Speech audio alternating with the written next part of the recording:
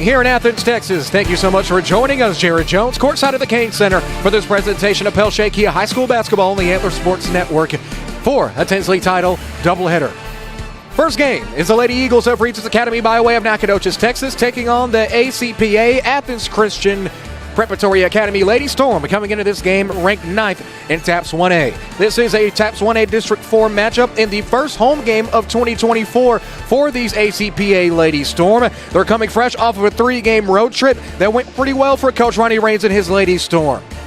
It was an overtime win last Friday, back on the 5th of this month, a 50-47 win in OT against rival St. Mary's in Longview. A fantastic game that we'll hear more about from head coach Ronnie Raines in just a bit. This is the East Texas Benefits Countdown to tip-off. About 8 minutes left to go before we get set here in the Cain Center, home of the ACPA Storm and Coach Ronnie Raines. ACPA comes into this game with a 1-0 district record. Of course, that one win being last Friday, the previously aforementioned overtime win against St. Mary Academy. 7-5 overall. One win last week, making it 3 of the last 4 in the win column for ACPA. And speaking of ACPA, I had the joy of speaking once more to head coach Ronnie Raines prior to tonight's game. Coach, back in your first home game of 2024, not only is it a home game, so that always brings a nice crowd and a nice environment here to the Cain Center, it's also a pretty big district game. So, of course, that's always going to add a little bit of extra intensity. What is the atmosphere like in the locker rooms and the practices and going into tonight's game? Well, we just came off a tough overtime road win from Friday night, so the girls are still fired up about that, and we didn't play our best, and they feel bad about that. They want to do better tonight, so we had some really, really good practices this week. They worked really hard, and so tonight I think they're ready to, and we got a few surprises, I think, that we haven't shown thus far. Well, could you give us a hint or anything like that? Can you give us that kind of inside information? Well, I would be able to, but then, no, seriously, yeah, man, we're gonna step it up on defense tonight. We haven't shown the press or anything like that, but we're gonna hit them with that tonight and see what happens. And as we've been kind of saving it for the district play and for the playoffs and stuff. Now, there's one thing I do remember vividly. The very first time we covered the Lady Storm on the Antler Sports Network, feels like ages ago, you had 6 players on the roster, and you still played 94 feet. Is that almost like a cultural thing to where you only have a couple names on the roster, but you're still playing full-court press majority of the game? Yeah, it's just been kind of our thing. We just like to we just have some girls that just really like to, they want to play the whole court.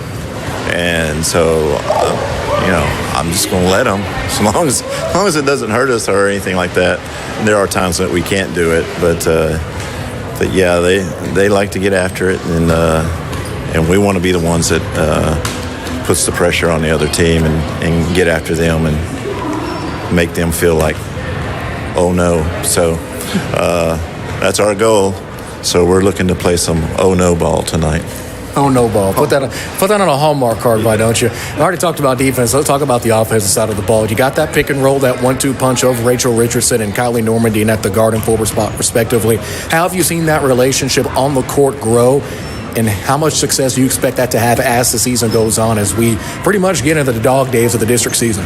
Yeah, it's working pretty good, and Kylie has been up, and I still have to tell myself and remind myself that she's just a sophomore, and so she's still learning and still growing and hasn't got everything completely figured out, but the more she plays, the more she gets it down, and you can see each game where she's getting better and better. Last game, her biggest thing, she struggled a little. She had 10 points. It was wonderful, but she had 17 rebounds and 7 block shots. And so, we'll take that from her all day long. But she's definitely capable. If we get that thing rolling good on a team, it's easily a 20-point night for her, triple-double, maybe even against certain teams, She can get up there with the blocks. Always a great opportunity to speak with head coach Ronnie Raines. And when we come back, we'll take a short break. We'll have starters and get you ready for tip-off. from the Kane Center and the Antler Sports Network family of platforms, this is a high school basketball doubleheader presented by Tinsley Title and Pelche Kia Tyler, official Kia dealership of the Antler Sports Network, ASN2 and ASN Radio.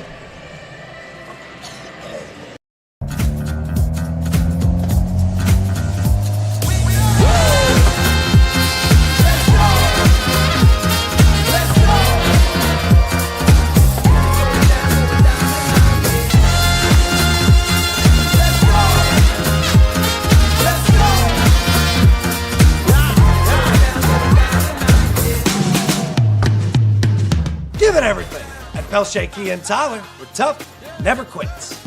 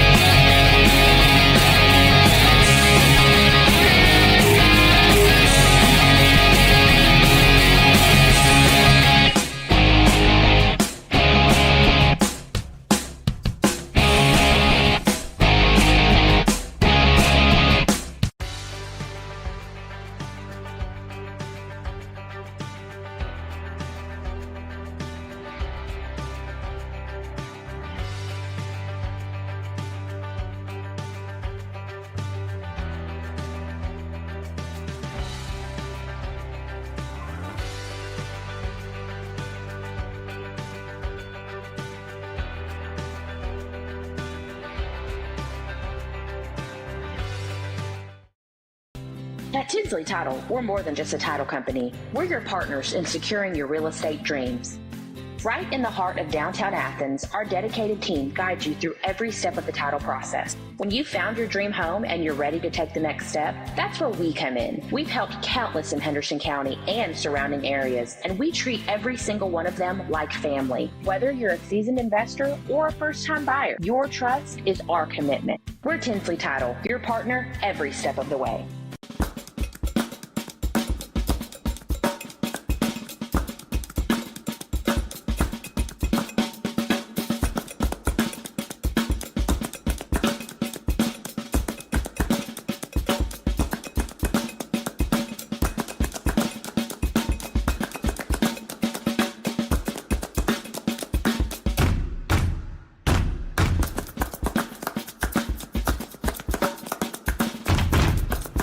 Drawing up the perfect insurance plan can seem like a daunting task in this financial climate. Tackle the task with Mike Munn State Farm Insurance. We have a triple threat of home, auto, and life insurance policies to fit any budget. You can even cover your furry friends with pet insurance. Call 903-561-4535 or visit MikeMunn.net to get started on a free quote. 903-561-4535 to get started on a free quote. Hello, I'm Mike Munn with Mike Munn State Farm, where I've been your local agent. As we continue the East Texas Benefits Countdown to tip-off, let's go ahead and introduce our starting lineups. Brought to you by Spartan Exteriors. With offices in Round Rock, Austin, and East Texas, Spartan Exteriors is your commercial and residential roofing solution. Anthem? We don't have any starting lineups. We have starting lineups. We will not have a national anthem. So let's go ahead and introduce our starting lineups brought to you by Spartan Exterior. Starting for the visiting Lady Eagles of Regents Academy. Mary Kate Hill at the 1 spot with Grace Harmon at the 2. Rachel Cunha at the 3. Clara Vermillion at the 4. And Emma Raspberry at the 5 spot manning the pivot. Now let's go ahead and introduce the starting lineups for the home team. The ACPA Lady Storm led by head coach Ronnie Raines. Trinity Williams at the 2 guard spot. Rachel Richardson at the 1. Right next to her in the front court is Kylie Normandy, that 1-2 pick and roll duo that we spoke and heard from coach Ronnie Raines with earlier. Macy Pulley at the 3 guard spot and Allie Beth Clark at the 4, rounding up the ACPA front court. Once again, that and all of our starting lineups throughout this season are brought to you by Spartan Exteriors, with offices located in Tyler, Round Rock, and in Austin. Spartan Exteriors is your residential and commercial roofing solution. Proud roofing company of the Antler Sports Network. Another reminder that on tomorrow afternoon, we'll have another high school hoops doubleheader presented by Pelche Kia Tyler live from the American Airlines Center. We'll start with the girls' game at high noon between the ARP Lady Tigers and the Tatum Lady Eagles. The boys' game will be following that game at around 2:15 tip-off, or about 2 o'clock tip-off.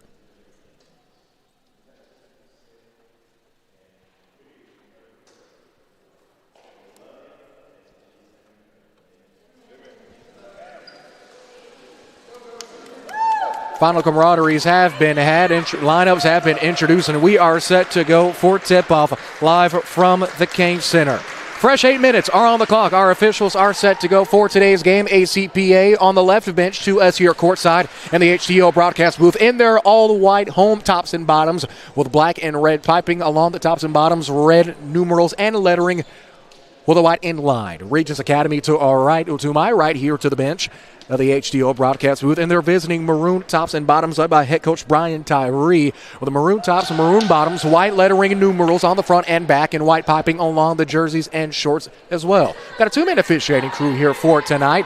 The ACPA bench has broken. Coach Ronnie Raines, a huge smile on his face already, and we haven't even started yet. Kylie Normandy will be doing the jumping for the Lady Eagles. Coach Brian Tyree and his Regents Academy Lady Eagles are broken their huddle as well. Looking to see who's going to be doing the jumping here for them. Looks like it's going to be number 10, Miss Mary Kate Hill, this senior, donning the number 10, will be doing the jumping against Normandy. And officials give the final okay. Ball takes a final couple of bounces. First whistle blows. Hill and Normandy prepare for the tip. Duel, and looks like Regents Academy is going to take the possession first, and looks like it's going to be a backcourt violation called immediately. It was initially caught by Esther Fairley, and Fairley unable to get it across, so now ACPA will take the opening possession of today's game. Richardson swings to the outside, looking at Pulley. Pulley skip pass into the waiting hands of Lexi Irvin. Irvin fires for 3 off the window and good, and that's how we get our game started.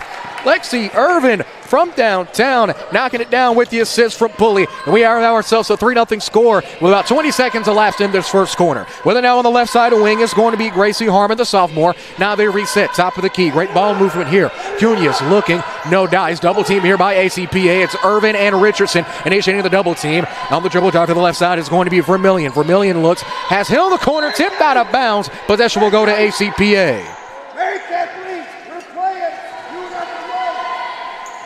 Athens Christian Preparatory Academy just coming off of a 3-game road trip in district play. 7:15 remaining.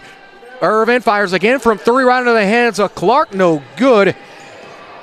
And Irvin's now 1 for 2 from downtown. Rebound was brought down by Clark, but she couldn't get the layup to go. So now ACPA will have to settle for going 1 for 2. And Normandy gets her first block of the game, and it stays here. We played about a minute of basketball in this first quarter.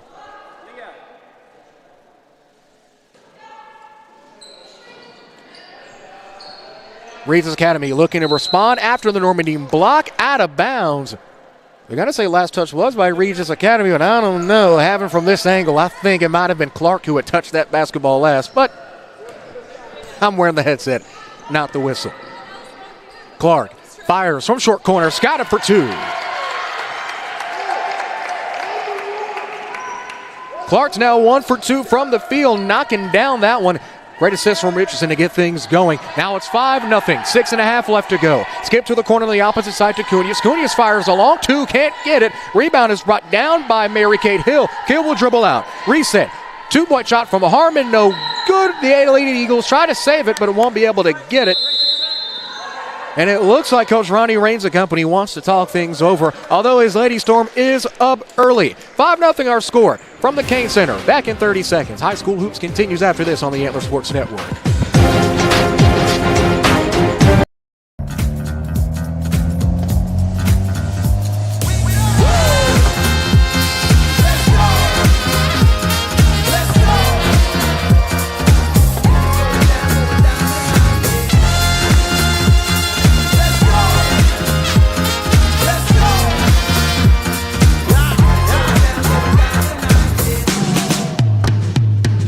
Give it everything. At Pelche Key and Tyler, we're tough, never quits.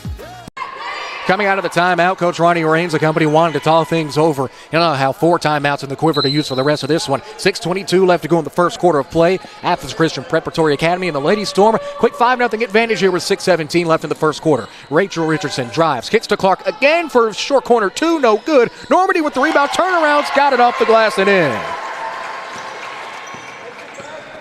Clark had the initial miss. Normandy was able to bring it down and knock down the follow-away 2 in response.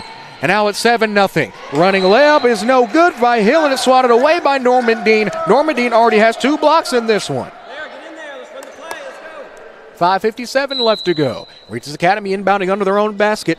Cunha's looking. They get to the outside now, resetting to the top of the key is Vermillion. Vermillion pivots, looking short corner. They have fairly hierarchy pass running the waiting arms of Cunha's. Cunha's double team now resets and skips. 5:45 left to go. Pull up long two from Cunha's is no good. Nobody home.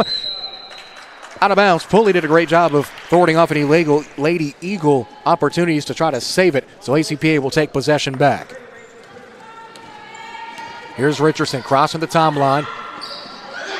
Gets it tipped away, but Irvin is there to retrieve it. Pulley fires for a three, no good. Rebound almost brought down, but out of bounds. It will be Regents Academy basketball.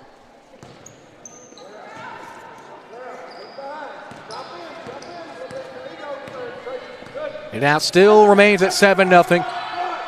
Almost a 1-2-2 trap, or almost a 1-2-1-1. Regents Academy does eventually cross the timeline. 5:13 left to go. One dribble, pull up, shot might have been swatted or just short. Clark takes a crash out of bounds. Richardson on the backside wanting a call. No worries though. Clark looking on box out, looking over her head coach Ronnie Rain saying, my bad. With 5:08 left to go, the Lady Eagles will inbound once more under their own basket. Had plenty of fantastic open looks, just not able to hit the bottom of the bucket here. Quick pull-up, long two for Vermillion, no good. Rebound brought down by Richardson. Richardson in the open floor. Ball gets tipped out of bounds. It will stay with ACPA with a little less than 5 minutes left to go. It looks like Regents Academy and Coach Tyree Company wants to talk things over in its own right. 30-second timeout. We'll take that with them. ACPA up early here at the Cain Center. High school hoops continues.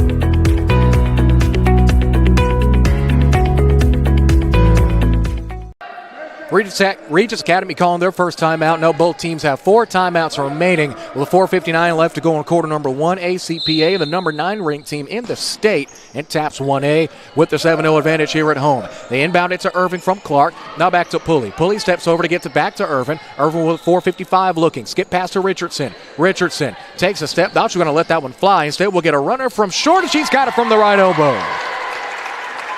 Richardson the bucket with the assist from Irvin. And that makes it 9-0 ACPA. Regents Academy looking to respond. Ball sells out of bounds. Turnover, assist to the Lady Eagles, and ACPA will take the ball back. Still 9-0 after that Richardson runner. Well, 4.5 left to go. Richardson right in front of us here along the right side sideline. Intended for Irvin, out of bounds, and it will go the other way.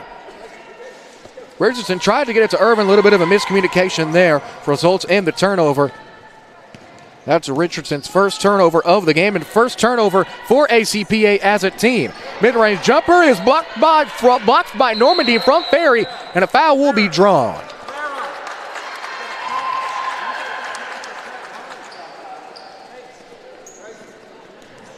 First foul assist to Regents Academy after the Normandine rebound. Here's Irvin on the wing. Jabbing, gets it to Pulley. Pulley, mid-range jumper again. Nobody home, out of bounds. Possession will go the other way. Last foul against Regents Academy was called against Esther Fairley. That'll be her first, team first of the quarter. 4 minutes remaining in this first quarter. Drive now looking. Richardson takes a bit of a skip pass. Open for Harmon. Harmon, no good. Rebound brought down by Normandine. Normandine another board. Here's Richardson. Richardson, ball bounces. Might have been off of the leg of Harmon, and that's what the official will call. It will be possession to ACPA. Pulley looking inbound now. Gets it to Richardson right next to the center circles here. Pulley now rotates over to the opposite side. They get the inbound to Normandine. At the free throw line, no good. Rebound gets brought down by Mary Kay Hill. Normandine pretty much has been money inside of 7 feet almost all season long. No good.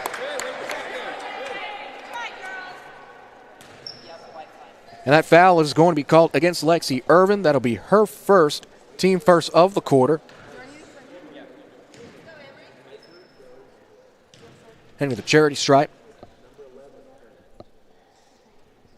The first time is going to be Regents Academy. First shot from Hill is no good. Substitution for both ball clubs. Checking in for ACPA. It's going to be Trinity Williams as well as Samantha Sams.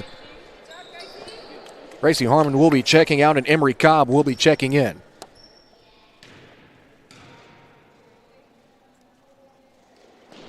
Second shot is in, and Regents Academy gets on the board with a free throw.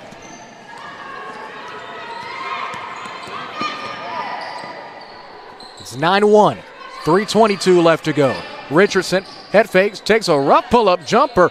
Great contest there by Regents Academy. Pulley on the offensive rebound, no good, out of bounds. And our Regents Academy will take the basketball back.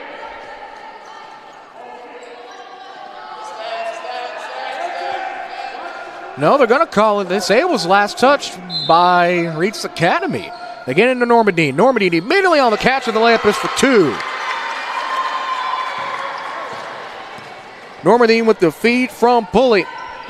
Gets that one to go. Now with 3 minutes flat left to go in the first. It's 11-1, 10-point contest here. Swing to the left side, open is Cobb. Cobb recently checking in for Regents Academy. On the try to post up is Vermillion. Vermillion right into a brick wall in Normandy. Layup no good. Offensive rebound gets brought down by Vermillion. Thought it was a reach or a loose ball foul called along the far side of the basket, but instead it will be a turnover. Possession will go back to ACPA. 2:43 left to go. It looks like it's going to be a check foul called.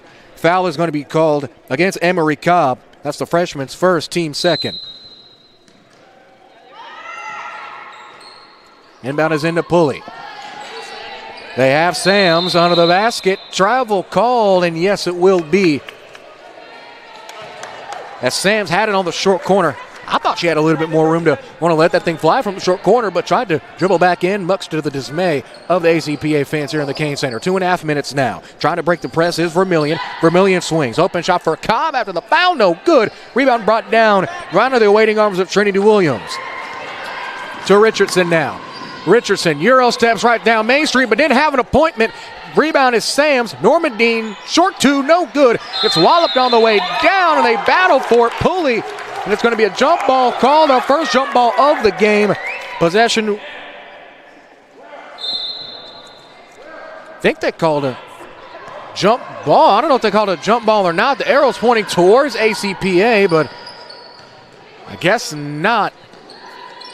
Well, I would assume that the reason it wasn't a jump ball to ACPA is since full possession wasn't maintained on the jump ball due to the opening turnover, but no clue. Minute 50 left to go still in the first quarter. 11-1 our current score. On the far side wing now, kick it to Vermillion down in the corner. Dribble drive along the short corner baseline now. Ball goes over the hoop. Vermillion couldn't get that one to fall. Still a minute 45 left to go. Pull it inbound here at the Kane Center. First home game of 2024.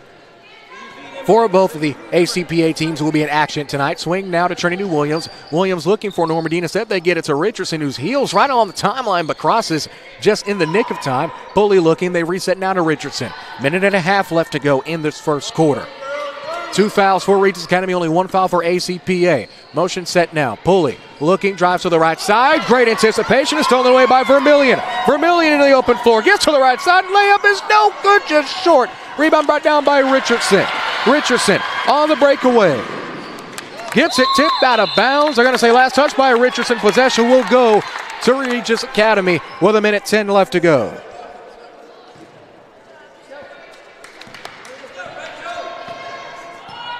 Vermillion with it. Stalking the floor.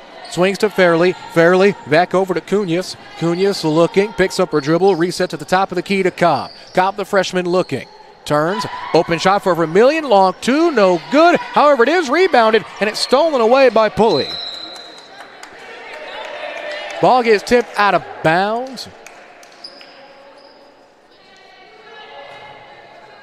No foul call, still 47 seconds left. Pending substitution for Regents Academy. Mid-range shot on the catch from Cobb is swatted away by Normandine. Open shot again for Cobb. Nobody home, but they do get the offensive rebound. Cunha on the offensive glass. Layup is no good.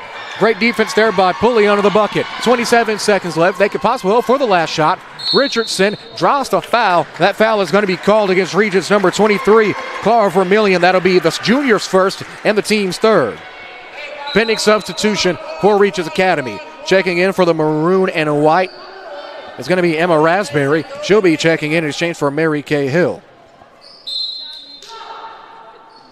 Pulley looking under the basket is Normandine on the catch and the layup for two more.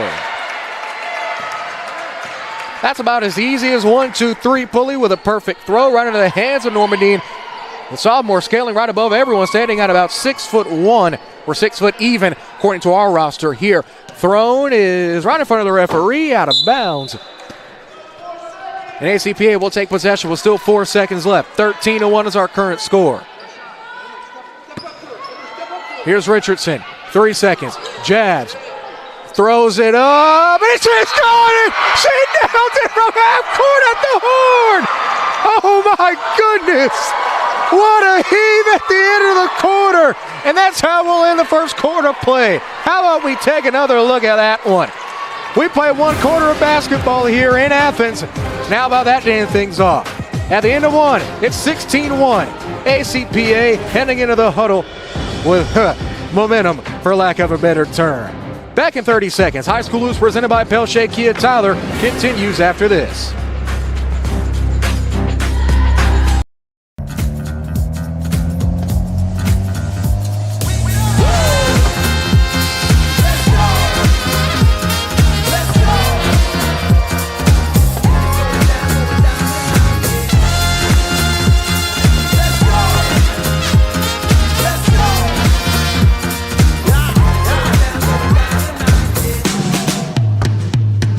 Give it everything at Pelche Kia and Tyler, with tough never quits. We want to play 1 quarter of action, and we might have already had a Player of the Year contender, and we're only 12 days into 2024. Rachel Richardson, right before the horn, before the end of quarter number 1. How about this? Takes a couple dribbles, heaves it from pretty much Henderson, Texas, and nails the trifecta as we begin quarter number 2. Jared Jones courtside with you at the Cain Center. Happy to be here with you this evening. Game 1 of our Pelche Kia doubleheader, also provided in part by Tinsley Title, located right in the heart of downtown Athens, where your dreams for your family can become a reality. It's 16-1, and we are set to go for quarter number 2. And man, how about that? I'm still in absolute awe for what I just saw. We're set for 1 more quarter. Pulley to inbound to Richardson once more. I highly doubt she'll throw it from half court again, but we've seen some fantastic moments already. Irvin fires for 3, again no good. Rebound brought down by Regents Academy. They make a call under the basket. Out of bounds. Well, they will call a jump ball, so possession arrow will flip back here. On the drive is Vermillion. Vermillion turns it over. Irvin on the steal. Gets to Richardson now. Richardson, follow-away jumper. Wasn't very balanced on that shot, out of bounds. No, they're going to say it was tipped. Don't know if they said that they tipped it or not, but Clark will inbound it here. We played about 15 seconds of basketball. Richardson fires for 3, no good. Rebound brought down by Vermillion. Vermillion leading the break. Ball goes out of bounds, and Regents Academy will turn things back over. 16-1 our score with about 30 seconds elapsed in this first quarter. Well, in this first half. 16-1. Richardson again, closely guarded by Harmon. They get it to Irvin. Irvin's already hit a 3. Irvin went away from it, but they're going to say last touch was by Irvin, out of bounds. So Regents Academy will take the basketball back. Irvin's on the floor with Normandine, Pulley, as well as Clark and Richardson. That's who's on the floor for ACPA. On the floor for Regents Academy is going to be Raspberry, as well as Harmon, Cunha, Vermillion, and Fairley. That's on the floor for the Lady Eagles out of Nacogdoches, Texas. Shots no good. However, rebound gets brought down by Raspberry. She can't get the follow-up, and Irvin will instead and get possession back to ACPA. 6:50 left to go. Richardson, scoop up and under, has got it for 2. Coast to coast for Richardson. Had an open lane along the right side. And just took it straight to the cup for 2 more. 6.5 minutes left to go. Driving is going to be Regents Academy. That's Harmon. And Harmon will head to the charity stripe. Going to be a blocking foul called against Kylie Normandine. That'll be the first of the quarter for ACPA and the first against the sophomore. Quick substitutions for Regents Academy. Checking in is going to be Emery Cobb. She has 1 foul. As well as Mary Kay Hill, the senior. Shot no good. Going up for the rebound, no good. I'm going to credit that shot at least to Rachel Cunhas, out of bounds. And a quick substitution here for ACPA. Platoon swap, I guess you could call it. Samantha Sams and Trinity Williams will be checking back in. They exchange for Pulley and Normandine.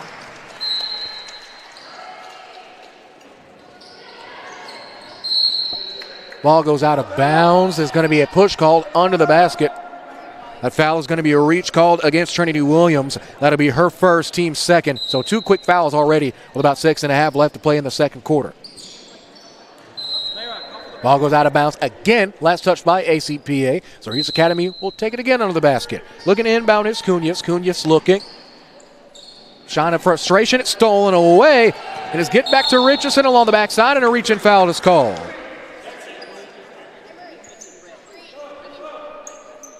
That foul is going to be a reach called against Emery Cobb. That'll be the freshman second, first on the team.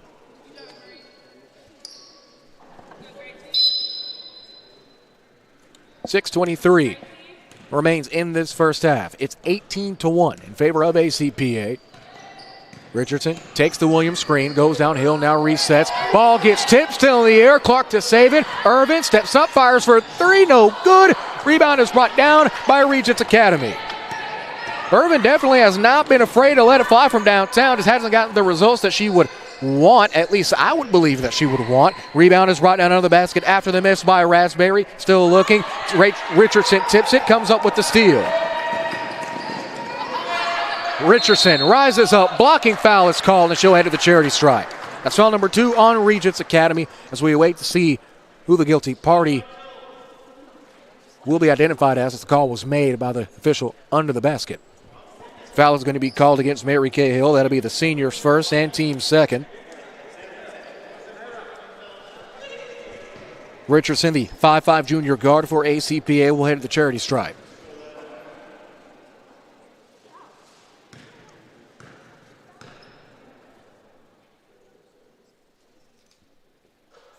Richardson's first shot is good from the charity line.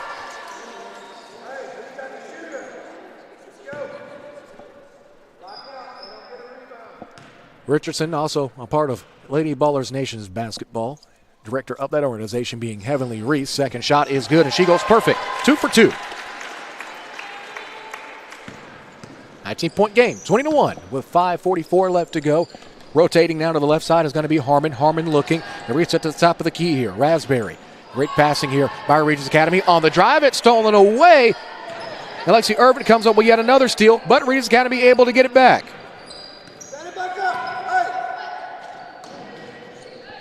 Pull up, jumper rattles in and is good for 2. Shot made by Cunhas, and that'll get Regents Academy on the board for in the first half. Second time in the first half. Traveling violation called against ACPA.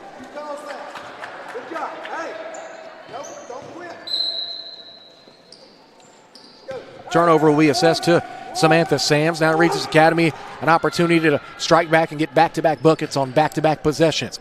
Kick to the corner. Looking immediately back to Cunhas is over to Vermillion. Vermillion already has a foul. Now back to the corner. Cunhas open 2 again. Can't get the Kane Center roll. Rebound gets brought down by Trinity Williams. Williams to Clark. Clark now resetting over to Richardson. Richardson, one-arm pass. Great catch. Brought down by Sams. Sams picking up her dribble. Reset to Richardson. Richardson over to Irvin. Irvin long 2. Side iron no good. Out of bounds. No rebound. Possession will go back to Regents Academy with 4:35 left to go.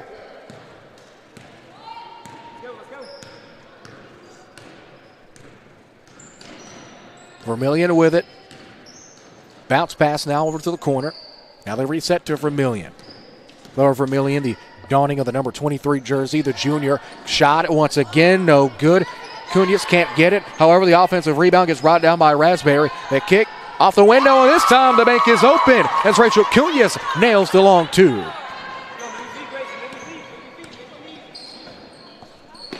Williams to Clark. Clark didn't expect the basketball. A look of utter confusion on the catch. Irvin fires another one, no good. Out of bounds. Substitution as Norman Dean and Pulley will be checking back in for ACPA. 3:51 left in the second quarter. Both of these games brought to you by Pelche Kia Tyler, official Kia dealership of the Antler Sports Network family of platforms. Be sure to tune in tomorrow to ASN1. We have a doubleheader from the American Airlines Center as Arp and Tatum do battle. Kick to the outside to Harmon is almost across the timeline, but they eventually regain possession. Here's Raspberry. Kick to Hill. Hill now on the motion offense to Vermillion. They reset and swing. Vermillion cuts, had open space, but right into the awaiting fronts of the ACPA help side defense. Kick on the reset to Hill. Hill ball goes out of bounds. They're going to say it was last off the foot of Trinity Williams. And ACPA will not get possession here, but Regents Academy will talk things over. Lady Eagles down 15, but showing signs of life. 3:21 left to go in the second quarter. ACPA 20, Regents Academy 5. Back in 30 seconds from the ASN family platforms, this is high school basketball.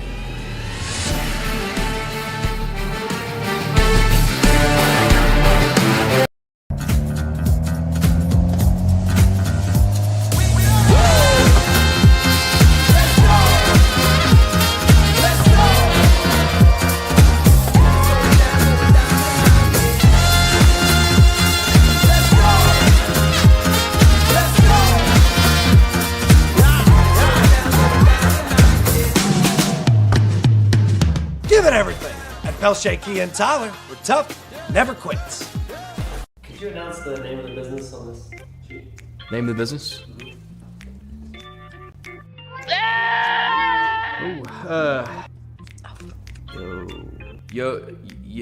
Yosemite? Yosemite Roofing. Or Yosemite? Yosemite Roofing? Yosemite. Yosemite? Hey guys, it's Josiah with Yosemite Roofing, and we don't care what you call us, as long as you call us. It's been a combination of the Rachel Richardson and Kylie Normandine show. Leading scorers in the early going. We have 3:21 left to go in the second quarter. Richardson leading all active scorers with 9 points. And how about this layup from Richardson just not too long ago going coast to coast. We already know she had that long bomb at the end of the last quarter. Richardson going right down Main Street and into the mayor's office. No assist needed.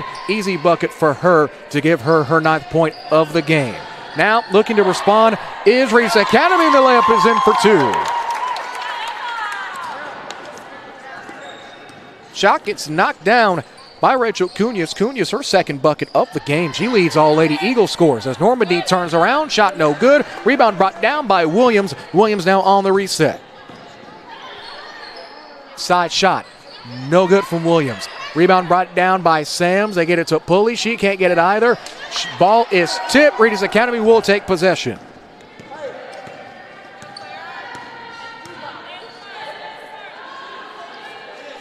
Regents Academy looking to make it back-to-back possessions again. No good. Rebound brought down by Normandine. Richardson doesn't have numbers on a 4-on-1 break, but reinforcements pretty much back almost immediately. Stolen away. Turnover is made by Emma Raspberry on the steal. Now they get it to Vermillion on the reset. On the catch, Raspberry. Back to Vermillion. Pulls up for the 2-point shot. No good. Rebound is hauled in. A couple of hands on that one. They will go to the arrow. Possession will go. Possession will go to Regents Academy. 2:04 left to go. As they inbound it back over to Harmon. Harmon reset to Vermillion. Vermillion at the free throw line looking. They eventually get into the corner to Cunez. Cunez and his shots blocked from Raspberry by Normandine, but they will get it back, however. It's Hill under the basket. looking for any kind of room. Skip, Vermillion, 2, off the glass, back iron, rattles no good. Normandy comes up and snatches the rebound away. Richardson, the intended target, gets it tipped, but it will be a foul call. Foul's going to be called on Emma Raspberry. That'll be the sophomore's first, team's third.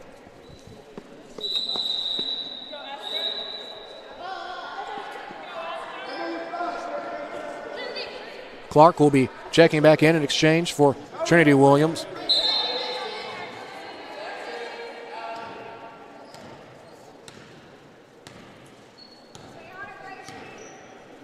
Richardson gets it to Clark at the elbow. Kick to Pulley. Pulley, 2-point shot, short, nobody home. Rebound is made by Fairley. Looks like it's going to be a hold called against Kylie Normandine. That'll be the sophomore's second, team's third. Now both teams knotted up with 3 fouls apiece.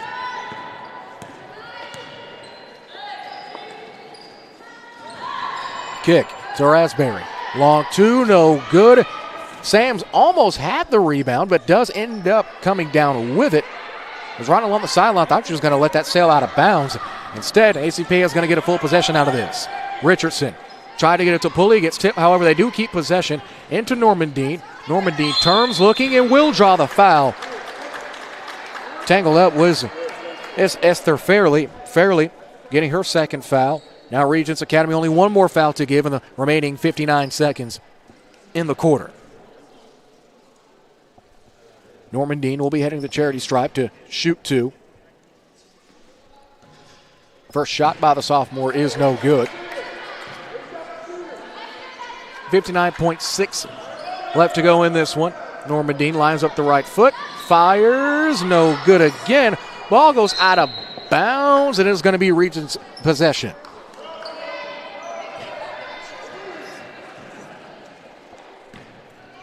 Here at halftime, we'll have a look at the stats and also hear from the man that is responsible for bringing minor league baseball back to East Texas, a tradition that dates back to the 1910s. We'll speak to White Oak native David Upchurch at the halftime report presented by East Texas Benefits, local knowledge you can trust. Great downhill screen. Cobb fires for 2, no good. Strong rebound there by Sams. If they get it over to Clark, Clark throws it out of bounds. Possession will go back to Regents Academy.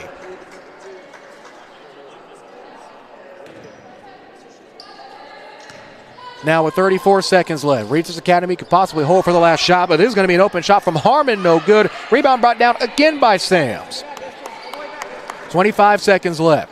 Rachel Richardson with it, being picked up full court. Right in front of her is Gracie Harmon, the sophomore. 18 seconds left. They get it to Clark. Clark, free throw line jumper, no good. Rebound by Sams and draws the foul. That foul is going to be called against Regents Academy's Emery Cobb. That's her third. That's foul number 5 of the quarter. With 12.7 left, Sams will head to the charity stripe to shoot 2, and substitution is going to be made as Mary Kate Hill, the senior, will be checking in.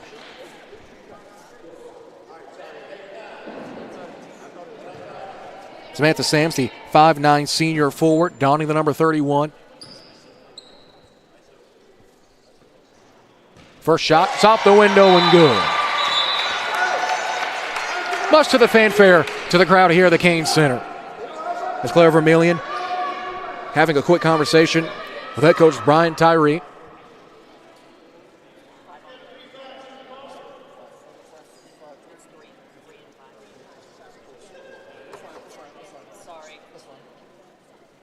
There's a quick talk to the table, reassuring the number of fouls. At least by my count, it's 5 fouls to Regis and 3 to ACPA.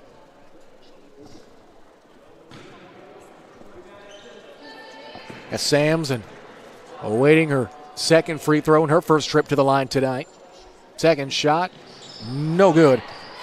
Rebound gets brought down by Regents' Emma Raspberry.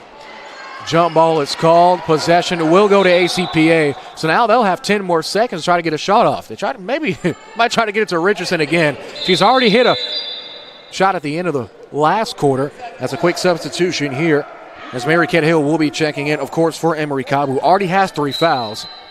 Clark to inbound. Get it to Sam. Sam shot short. Rebound brought down. Going the other way with it is Regents Academy. 4 seconds, 3 seconds. Up to Raspberry. The layup runner. Too much on it. Shot at the end of the corner. No good. And that's how we'll head to the locker rooms. We've hit halftime here at the Cain Center.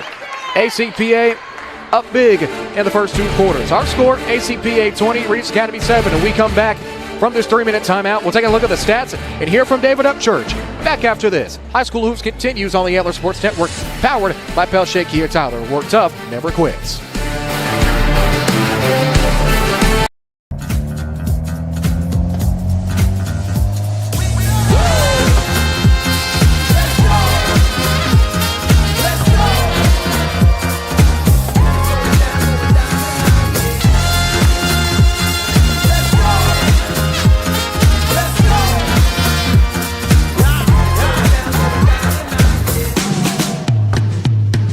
Give it everything at Pelche Kia and Tyler. We're tough, never quits.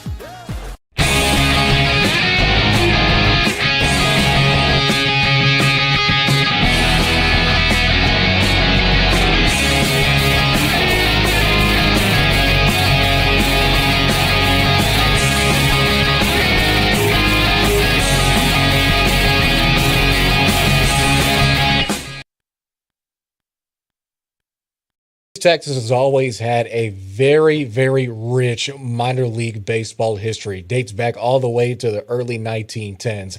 How does it feel to know that you are going to be a fundamental part into bringing that pride and tradition back to East Texas? I'll be honest with you, you just put a lot of pressure on me. I don't know how I'm supposed to answer that. No, honestly, I'm a baseball guy since I was about 6 years old, and my family raised me, to always be a part of other people's lives and help them on their ways, just like God did with us when we were little and all the way through life. And so, baseball has just been there for me. And so I feel like it's my turn to start giving back for sure.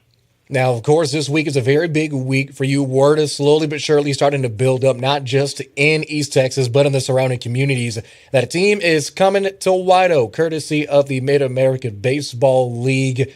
Kind of introduce us to how you got involved with the league and what was your initial reaction into getting the opportunity to bring such an opportunity to this area? Well, I appreciate you saying all those wonderful things about it. We started about a year ago in October of 2022. A gentleman called from the league that they were trying to get their feelers out, I guess, to kind of start thinking about picking it back up, because initially they had started the league back, I want to say it was 2019, 2020, and COVID hit. So a lot of things got put on hold. This was just the right timing for the league to start getting, to try to get back out in the communities that that they have. We got with Fort Smith, Arkansas, of course, White Oak and Sherman and Abilene. Those were the first 4 initial teams. We're going to have a couple of more teams commit, hopefully by the end of this month, and we should have 6 teams for sure. But being a part of it is unbelievable. It's just I try to tell people. I was in some meetings today. I was trying to tell them, this totally is not about me. I'm just fortunate to be around this opportunity. I love the game. I love helping young men in their path, and I love our communities. The small town setting is perfect for me. Although I grew up in North Dallas, I couldn't get out here fast enough. Okay, so of course the time is pretty much here. The ribbon cutting is this weekend. Have you heard any community buzz? What is the White Oak community's response to having a minor league team in their own backyard? Man, I don't want to mess this up, so I'll tell you what I think. And honestly, it's been unbelievable. When we first contacted them, it was like, hey, let's get a meeting together. And then the next week they were like, okay, we're going to meet with the city council. They were so excited and really open arm to us, which is unbelievable. They don't know us, from Adam, but they realize where our minds are and where our hearts are. And we feel like we're trying to bring something special to them, as well as them giving us a special opportunity to be in White Oak. The town is small enough to where most people know each other, but it's also, it's a very specific, I'd say sports town. They love their sports there. And so it's just been a great match, I'll be honest with you. And like I said, I don't want to mess it up and say anything that they didn't tell me, but just from our perspective, it's been unreal. Now, speaking of unreal, I don't know about you, but being able to say that there's a minor league baseball team right down the street from me, it sounds like a pretty cool thing to tell your friends, say from guys that are they're coming in from Dallas or visiting from Shreveport, just a little something that they can stop by on a weekend and watch a ball game. So what kind of experience are you looking to bring with this new team? Well, it's really, it's all going to be unique. We've I like I said, I grew up in Dallas, so we were, Frisco and of course we had, the Rangers there, go Rangers, by the way. But, it's really different out here because there's, between Frisco and here, there's no, really even professional sports, much less, like a Rangers minor league team or something like that. So what we really anticipate, though, honestly, is just great family fun. We want to be able to get all the kids out, have an enjoyable time, watch the game, and hopefully bring a quality product to them, but also give them some fun in between innings and before and after, and hopefully the main thing, like I said, for us is to help grow young men and help them out on their way, and of course help the community come together as well. I think it'd be awesome. First off, I'd like to go ahead and respond to you there when you said go Rangers. My heart got warm for a second. You're a great man for being a Rangers fan, at least in my book. 50 years, baby, 50 years. Let's go.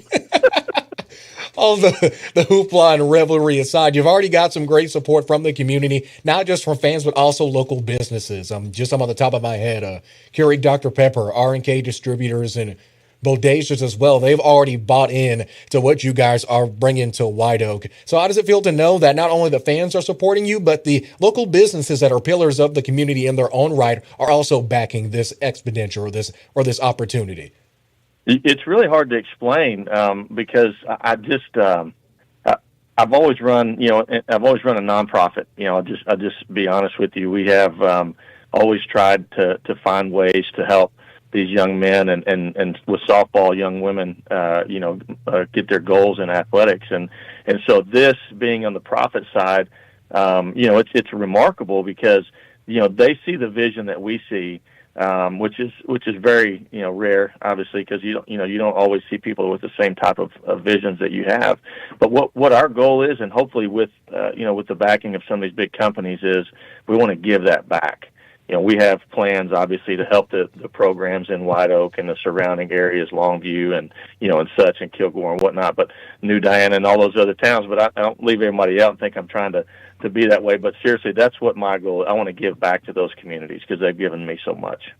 Well, David, I don't know about you, but I'm excited. I'm ready to see what's in store. Even me, I'm a picky kind of guy. I'm very particular when it comes to logos and such. Hopefully we can get a nice little cool name for the team as well. Don't want to spoil anything, of course, with the ribbon cutting being around the corner, but just know there are plenty of eyes that are watching and plenty of happy faces looking forward to coming down upon White Oak and seeing what you guys have prepared for the community. So, David, I want to say thank you for what you're doing for the area. Thank you for bringing minor league baseball back. And any closing thoughts? Yeah, just thank you, Mr. Jones. I really appreciate you reaching out and even, noticing that we're in this, in this community and the small part of baseball that we're doing hopefully is going to reach out even bigger than that. I feel like the way that we do things in East Texas, as I've been here now for 10 years, is unlike anywhere in the country.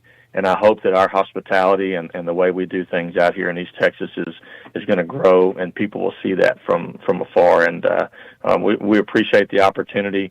I love baseball. I love these kids, and we're looking forward to to a great season. We really appreciate it. Well, David, we're all looking forward to it, and thank you as always for giving me your time and getting us into the mind of what's going to be coming into the East Texas area. When we come back, we'll have a look at the stats from the ASM family. We're set for quarter number 3 here in the Canes Center. It's been all ACPA pretty much since tip-off. 21-7 is our current score, as Regents Academy will take the opening possession. Clock is rolling. Fresh 8 minutes are on the clock, and we're set to go. Great pass under the basket. Open layup is good by Esther Fairley. And coming out of the breaks quick are the maroon and white. Now 21-9. We played 20 seconds of basketball here. On the floor is Irvin. Irvin almost gets it stolen away. Ball gets tipped. So Richardson will go across the timeline to reset. Quick shot by Pulley. No good. Rebound by Clark under the basket. And she'll head on the line to shoot 2.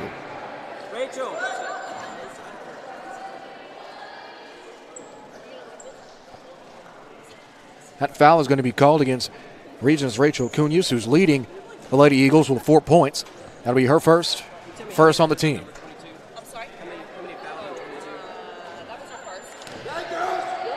Her shot is no good from Clark.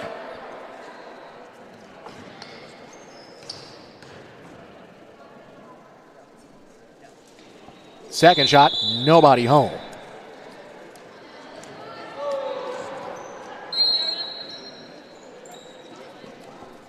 Clark, after going empty from the charity stripe, gives ACPA an opportunity. Well, gives Regents Academy an opportunity to get into double digits and slowly chop down at this lead. In the corner with it is Fairley. Fairley, who had the bucket just a moment ago, up to Vermillion. Bounce pass. Thought he had Fairley in the corner. A little bit of a miscommunication there. Caused the turnover. And now ACPA will take the basketball right back. 7 minutes left to go. Quick pass. Pulley in the corner. Fires from deep. She's got it from downtown. Macy Pulley pulls from 3 and nails the trifecta. Assist by Lexi Irvin. Here's Harmon. Harmon to Cunhas at the top of the key. Quick shot. High arcing. No good. Fairley won't get that one to go. Might have been the intimidation factor of Kylie Normandine, responsible for forcing that miss as Richardson takes the inbounds pass. We'll be met at the timeline by the sophomore Gracie Harmon. 6.5 minutes left. Richardson bumps into a brick wall, gets it snatched away. A jump ball is called. Possession will go to Regents Academy. Well, excuse me, will go to ACPA.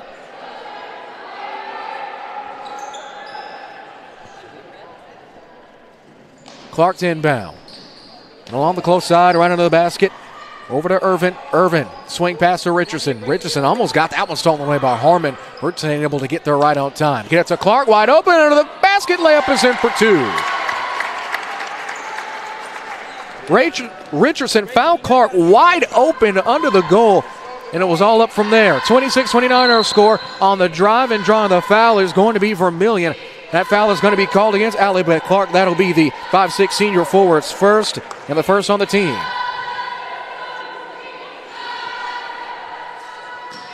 Regents Academy will inbound under their own basket. They kick. Open shot from Harmon. No good. Follow-up rebound, and layup is in from Fairley again. Fairley on the layup and the rebound gets Regents into double digits. 5:56 left to go. Irvin fires for 3 out of bounds. I'm going to say last touch was by Regents Academy. Nothing on the inside. Clark the inbound to Normandine. She'll rise up and get fouled. She'll head in the line to shoot 2 more. That foul is going to be called against Regents Academy's Mary Kate Hill, excuse me. That'll be her second. And second on the team. Normandine's first shot is no good. Frustration on her face as she looks to her left to head coach Ronnie Rings, who we heard from in the pregame. Second shot, same result. Another empty trip. Rebound gets brought down by Regents Academy's Emma Raspberry. Now with 5 minutes and 40 seconds left to go. Great screen. Going downhill with it is Vermillion. Vermillion looking. Now they get it on the reset to Cunhas. Cunhas now gets it back to the top of the key. 5.5 minutes left to go. Handoff to Vermillion, guarded by Richardson. Man-to-man defense up front for the Lady Storm. Out of bounds. Last touch was by Irvin, who almost got on the floor to maintain possession, but instead Regents Academy will take the basketball back. One dribble. Get to the corner. Stolen away by Irvin. To Richardson. Runner one-handed. Rattles in and out. No good. Ball gets tipped. Out of bounds. No rebound.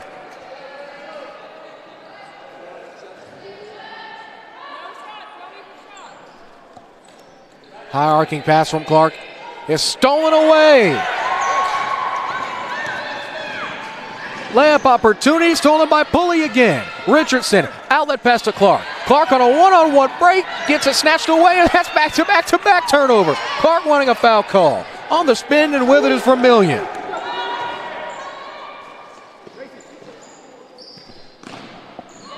Take one dribble, side step, almost pulled up for it, but instead will get charged with a turnover. It's Cunez, as Trinity Williams will be checking in for Alexi Fuller. Substitution for Regents Academy as well, as Emery Cobb, notably with 3 fouls, will be checking back in.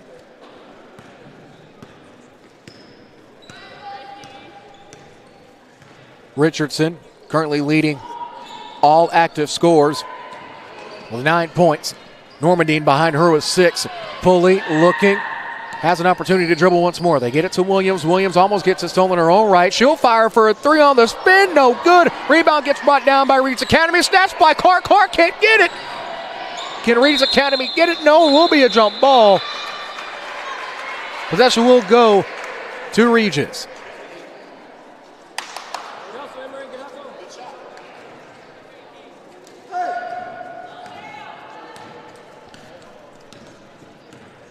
So, Regents Academy able to get out of that scuffle with possession. Pass intended for Raspberry, eventually comes down with it. They get it back to Vermillion. Vermillion, bounce pass. Once more, short corner shot, no good. Rebound by Raspberry, and she'll head to the line after drawing the shooting foul. That foul is going to be called against ACPA's Macy Pulley. It's only her first and the team's second. Emma Raspberry, the sophomore, head of the line to shoot 2. First shot, no good.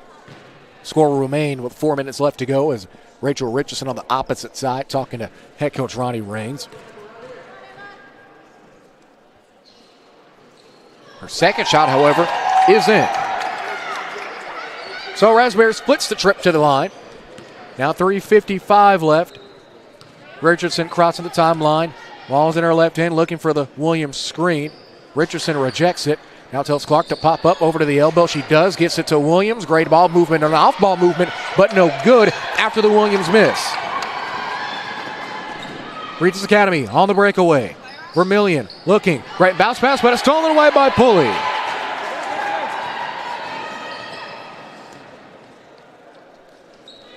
Pulley looking. Skip to Williams. Williams fires for 2. No good. Rebound is brought down by Regents Academy, but Pulley on the trip will draw the reach.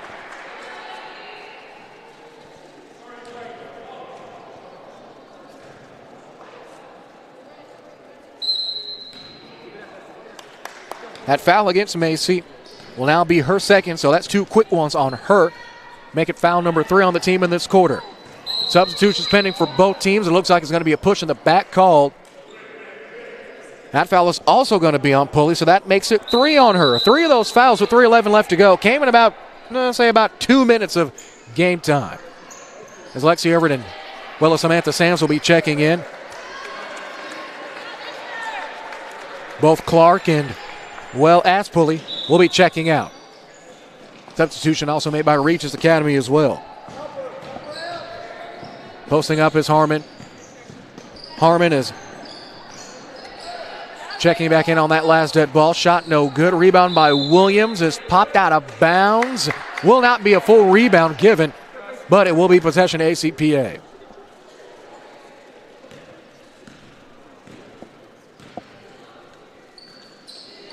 Irvin fires again from downtown. No good. Sams comes up with the rebound. It tips it back to her.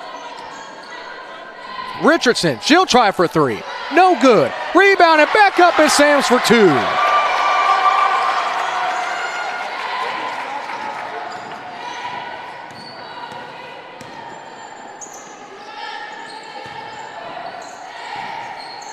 After that last 2-point shot, looking to respond is Regents Academy. Sams with another strong rebound. They try to get out to Richardson. It's stolen away. Ball is still loose. Richardson, leeway pass is a little too much on it for Irvin. Out of bounds. Hits the basket scaffolding. Richardson just takes that one on the chin, looks over to Coach Ronnie Raines, and once again just says, my bad. Simple responsibility. Can't go wrong with it, folks. Zone defense now for ACPA. Quick shot, no good by Gracie Harmon. Rebound made by Trinity Williams this time. It looks like Coach Ronnie Raines is going to take a second to talk things over. That's only his third timeout. This looks like it's going to be a full timeout, and we'll take it with him. Back in 1 minute, 2:03 left to go. ACPA up 28-12.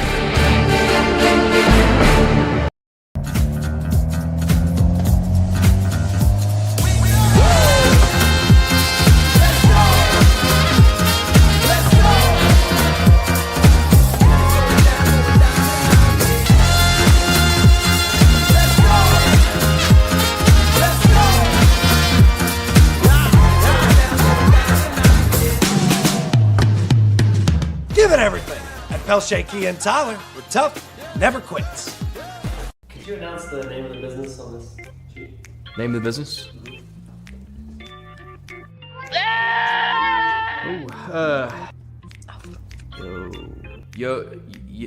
Yosemite? Yosemite Roofing. Yo's me.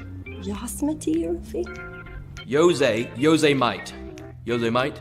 Hey guys, it's Josiah with Yosemite Roofing, and we don't care what you call us, as long as you call us. After the ACPA timeout called by head coach Ronnie Raines, we have 2:03 left to go. Kudos to Samantha Sams coming in off the bench, leading all active rebounders with 7. Fun fact, she's currently out-rebounding Kylie Normandine, who only has 4 up to this point. Although we know as a 6-foot, this could be easy. This could be easily switched in the other direction. 2 minutes left to go. 28-12 is our current score. Richardson high passes, skipped over to Williams. Williams looking. They try to get it into Sams on the short corner, out of bounds. It will be a turnover assessed to ACPA. So Regis will take possession back. Down 16. Still a minute 45 left in the third. With it is Vermillion. Vermillion gets the ball tipped by Richardson, but they will keep possession. Long two from Cunha is no good. Rebound Normandine. And just like that, Normandine already has yet another board. Richardson on the fast break, 3 on 4. Steps back and gets reinforcements. Now to Fuller. Fuller crosses back over. Looking. Richardson, open corner 3, no good. Rebound, however, is made by Samantha Sams. Sams rises back up. Might have been slightly tipped, but Normandine tipped it back out to Richardson. Richardson on the runner, no good. Rebound brought down by Mary Kate Hill.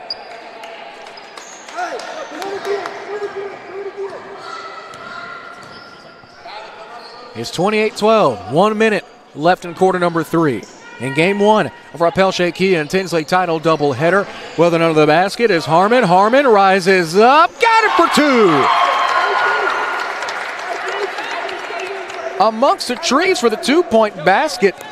Gracie Harmon took her time, avoiding the 3-second count, and now making it 28-14 with 38 seconds left to go. Count is going. Richardson skips it up to Williams. Williams looking. Williams to Normandine. Normandine turns and fires. No good. Rebound is made by Raspberry.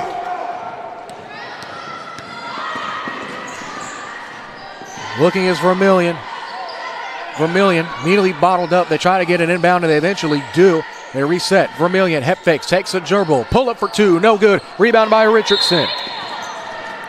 Richardson is going to draw the foul. That foul is going to be called against Hill. That's Hill's second, team third, with 9.3 seconds left to go. Richardson has already hit a half-court shot to end the first quarter.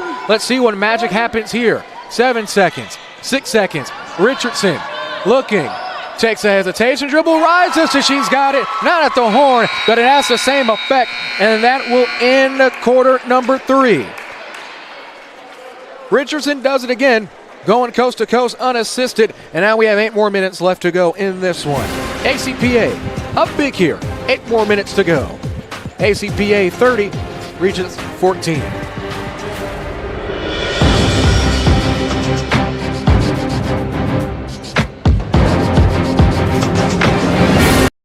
At Tinsley Title, we're more than just a title company. We're your partners in securing your real estate dreams.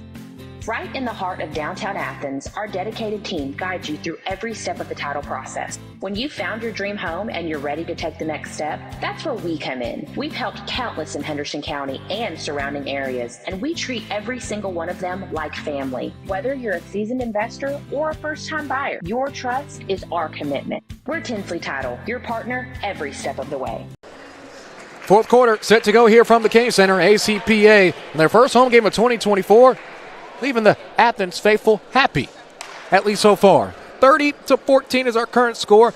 The visiting Lady Eagles from Nacogdoches, Texas, representing Regents Academy. Get a couple buckets out of that one. Taking a look at the stats, brought to you by Marco's Pizza in Tyler, official East Texas Pizza of the Antler Sports Network. Richardson with that last layup, leading all active scorers with 11. Kylie Normandine, 3 for 6, 50% from the field with 6.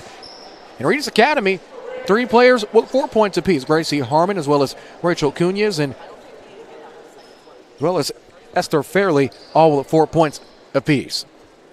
Regents Academy still awaiting to break out of their huddle. 30-14 is our score. And we're set for one more quarter of basketball in Athens, Texas.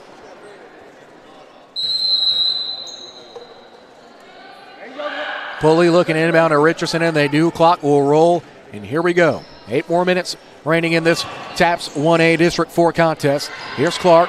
Clark sidesteps, fires, no good. Rebound is brought down by multiple Lady Eagles. And that foul is going to be a block called against Alibet Clark. That'll be her second, first on the team.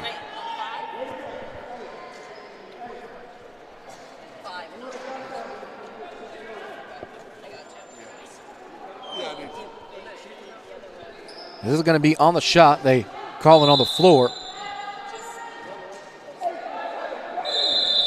Ball is inbounded. Official stops play momentarily. Now the official's talking things over. Don't know what they could really be talking about. Maybe Applebee's or Chili's after the game.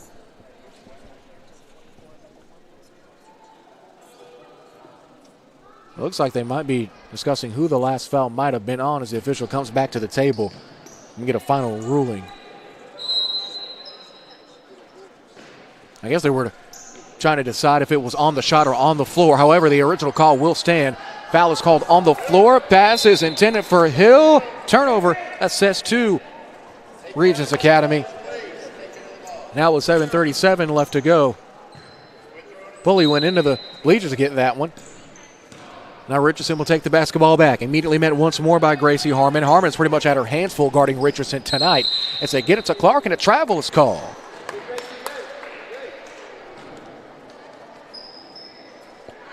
Richardson, although she has 9 points after that most recent one, that turnover number 3 for her in this one. Cunez now swings at the top of the key to Harmon. Harmon to Hill. Hill back to the top of the key to Raspberry. Swing to the left of Vermillion. Vermillion tried to bounce past leading Hill, but no dice. Well, they call it no turnover there. Thought it was a turnover, but they're going to say last touch by ACPA. He gets a Raspberry. Raspberry shot is swatted away by Kylie Normandine again. Richardson, after the block, hesitates, pulls for 3. No good from downtown. Normandine can't get it in time. And a substitution here by Regents Academy.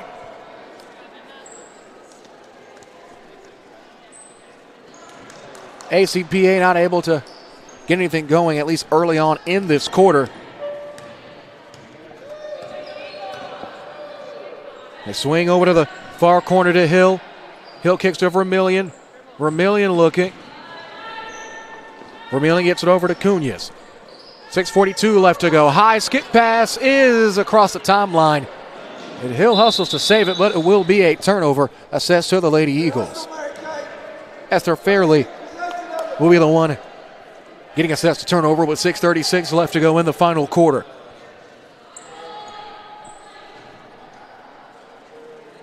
Clark to inbound. One hand snag by Richardson. Back to Clark, but it's stolen away. Richardson now turnover number 4. Harmon gets it to Vermillion. Vermillion, open shot for Rachel Cunez along 2, and she's got it.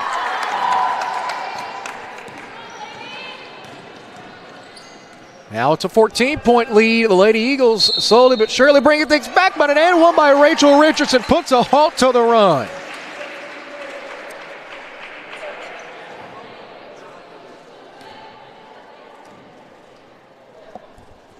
That foul is going to get called against Gracie Hartman. Now Rachel Richardson will head to the free throw line for the and one opportunity. She might get one more. Missed it, but the shot will not count. Will be a lane violation called against Harmon. And Richardson will get one more.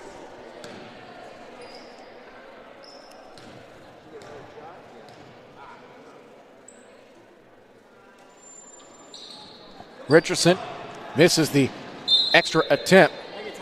Pulley tried to save it. Looks like Regents Academy is going to talk things over. As Coach Brian Tyree and his Lady Eagles begin to march into this game, still got plenty of time left. 6 minutes left to go. ACPA up 30-16. Back in 1 minute from the ASN family of platforms. This is Pelshey Kia High School basketball.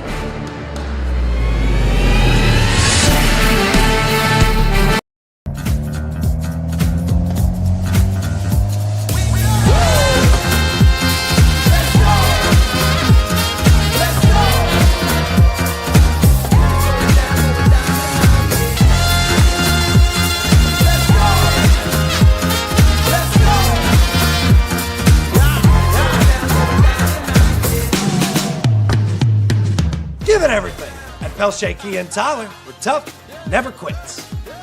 Could you announce the name of the business on this sheet? Name of the business?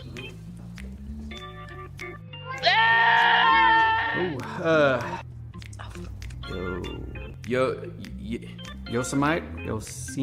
Yosemite Roofing. Or Yo's me. Yosemite Roofing? Yosemite. Yosemite? Hey guys, it's Josiah with Yosemite Roofing, and we don't care what you call us, as long as you call us.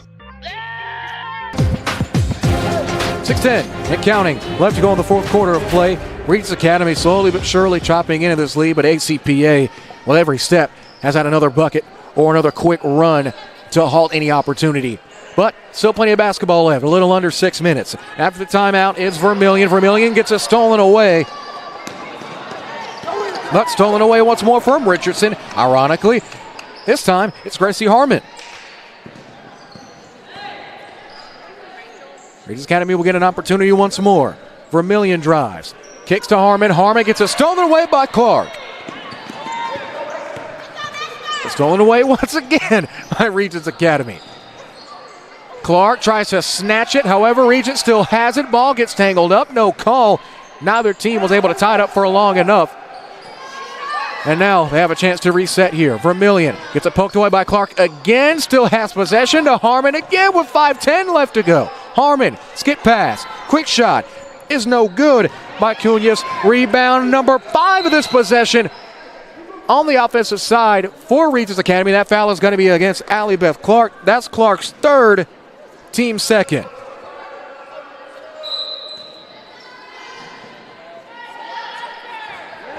And the shot is good.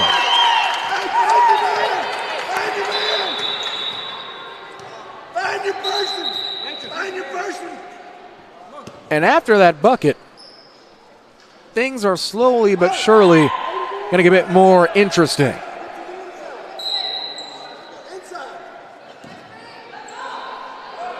Clock is frozen at 5:02. Full court pressure by Regents Academy. Ball out of bounds, and it's going to be a turnover. And Coach Ronnie Raines is absolutely livid. As he talked things over, we'll give our sponsor the chance at a message. ACPA reeling here. 30-second timeout back after this.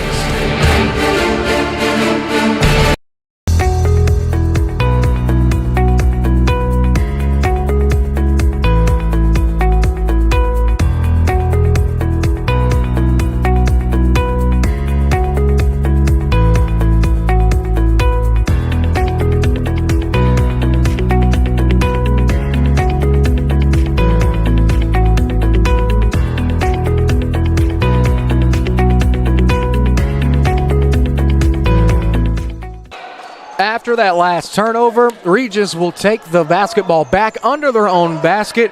Score is 32-18 with 5 minutes flat left to go. Coach Raines furious, talking things over in that 30-second timeout. Here's Vermillion. Vermillion to Harmon for three. Back iron, no good. Sky high for the defensive glass is Lexi Irvin. Irvin and Richardson. Richardson along the sideline. Head of steam. Great pass to Clark. Clark can't get it to go. Rebound, however, by Pulley. High off the backboard, no good. Clark comes with it again. Ball is blocked. Ball is live. And Regents will somehow get possession out of this. Whistle is blown out of bounds. Possession will go to Regents. Well, possession will go to ACPA. Pulley, marking orders looking to inbound.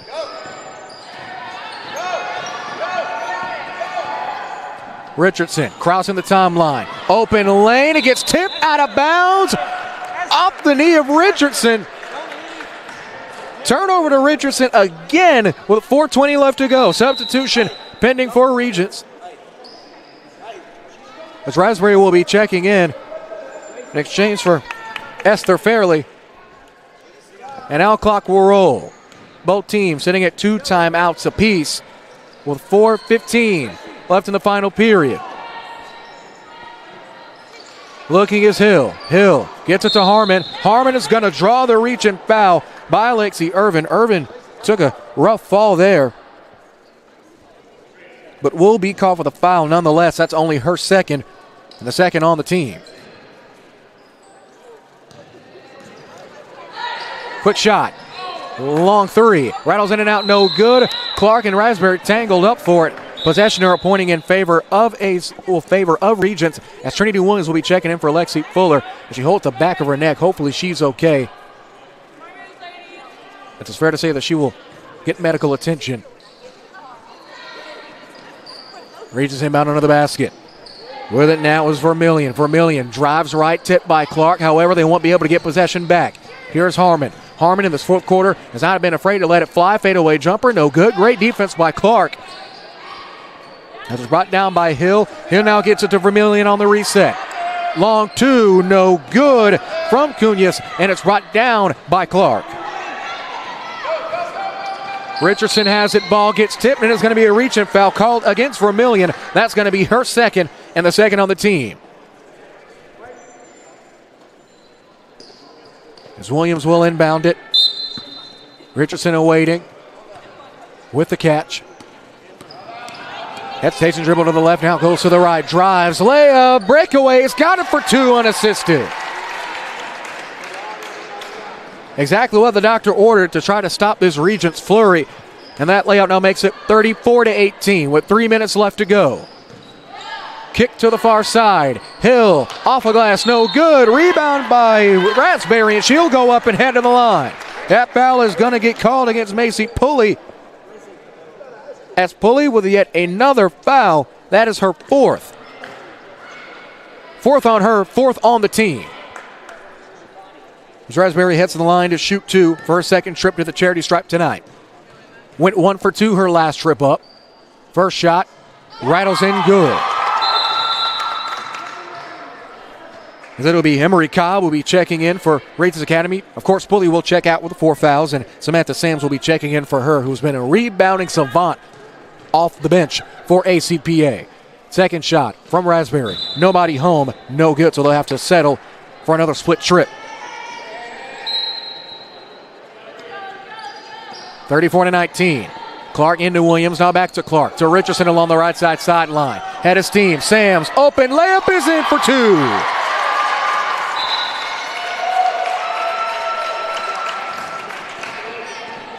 Samantha Sams on the assist from Richardson. Growing that lead. The math slowly but surely not adding up as a long two rattles in and out, no good from Cunhas, and it goes out of bounds.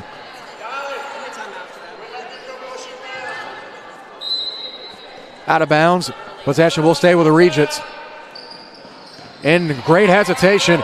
They try to get it in bounds to Raspberry, who rises up. No good. Rebound by Sams again, but she can't fully maintain possession. So it will be Regents Academy basketball with 2:44 left to go. And Regents Academy will be talking things over. And it looks like it's going to be a full timeout. Back in 1 minute. 2:44 left to go in this one. ACPA still up here at home.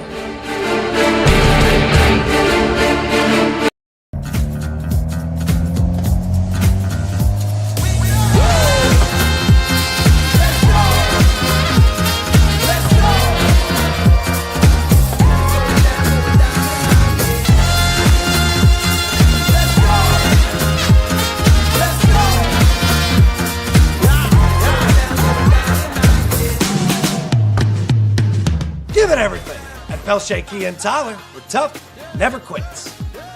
Could you announce the name of the business on this sheet? Name of the business?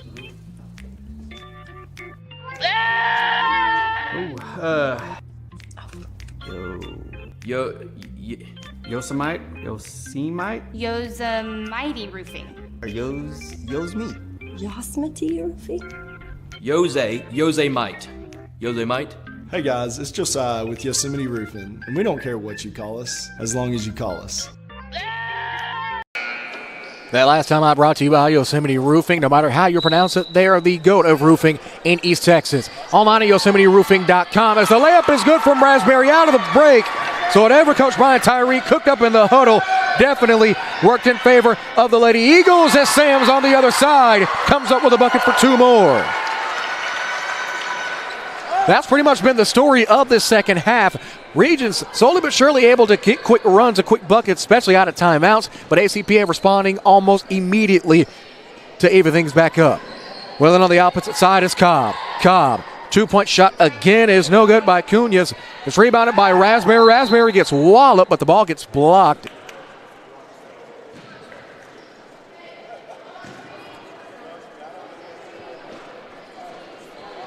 As they get it back in, quick shot off the huddle again is Cobb for two more. Cobb playing with fire, has multiple fouls, I believe 4, and the shot by Sams is swatted from behind by Cobb. Regents to take out the ball under the basket. Well, ACPA to take the ball out under their own basket with 2 minutes, 2 minutos remaining in the final period. Here's Richardson. Richardson sets back, crosses over. Open mid-range shot, no good. Rebound is almost brought down by Sams again. Tie up for the basketball. Arrow is in favor of ACPA. And it looks like Regents Academy is going to call their final timeout. 30-second timeout, and we'll take it with them. ACPA looking to put the final nail in the coffin with 1:52 left to go in the fourth.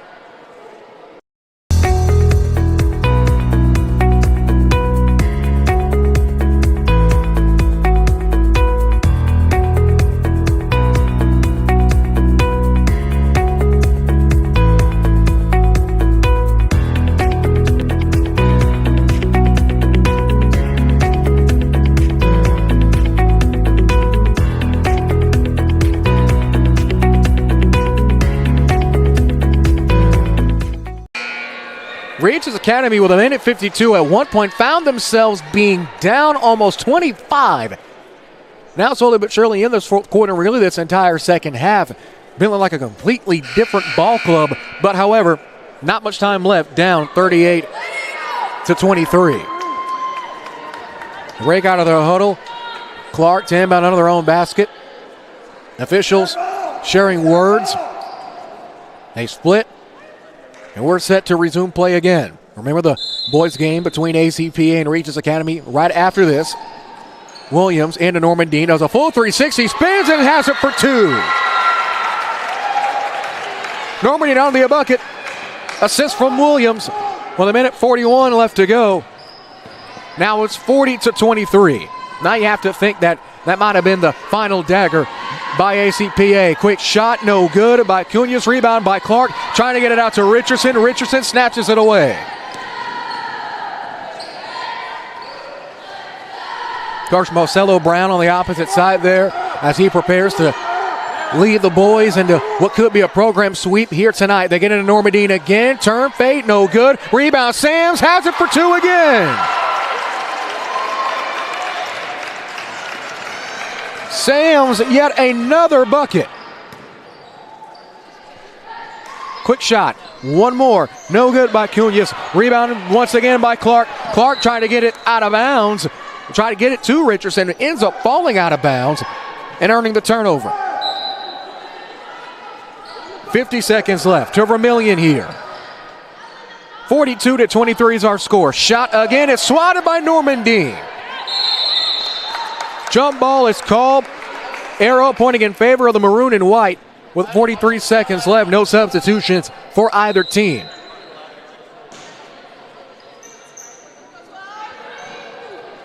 They're trying to get it to Vermillion, and it looks like it's going to be a foul called as Natalie Ketchen recently checking in for the first time, the freshman. And that foul is going to be called against Normandie.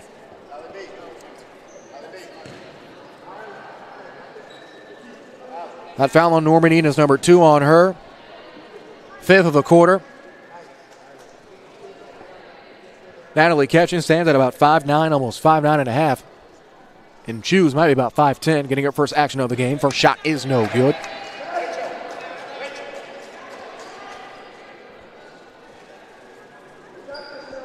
With this win tonight, ACPA will move to a 8-4 record overall, 2-0 in district. Second shot, no good. Rebound is brought down by Normandie, who immediately bounce passes it over to Sams. Sams to Richardson. Richardson ahead of steam. 35 seconds left. Picks up her dribble. Now over to Williams. Williams fires for 2. He has it off the glass. Trinity Williams gets onto the board after the assist from Richardson. Much of the fanfare of the Kane Center crowd here. Going driving is Vermillion. Vermillion gets it stolen away by Clark. Richardson pulls for 2. No good. Out of bounds with 9.1 left to go. With 44-23 is our current score. 7 seconds left. 3 seconds, 2 seconds long. 3, backboard no good by Cunez. Another shot at the horn, no good. And that will do it. Our final score from the Kane Center. ACPA pleasing the hometown fans with a big-time win here in district, 44-23. We'll take a short break. When we come back, we'll hear from head coach Ronnie Raines. Take a look at the final stats. Back in 3 minutes. ACPA taking win number 1 of the program sweep.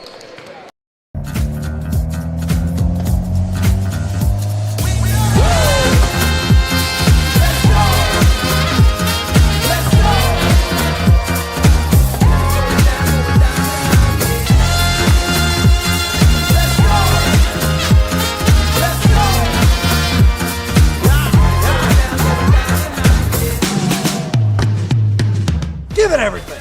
At Pelche Kia and Tyler, we're tough, never quits.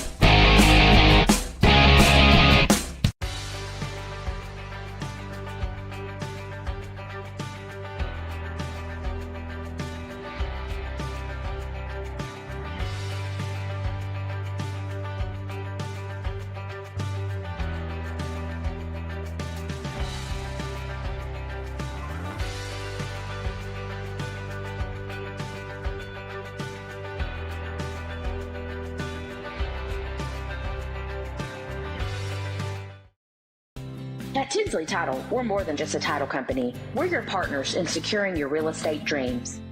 Right in the heart of downtown Athens, our dedicated team guides you through every step of the title process. When you've found your dream home and you're ready to take the next step, that's where we come in. We've helped countless in Henderson County and surrounding areas, and we treat every single one of them like family. Whether you're a seasoned investor or a first-time buyer, your trust is our commitment. We're Tinsley Title, your partner every step of the way.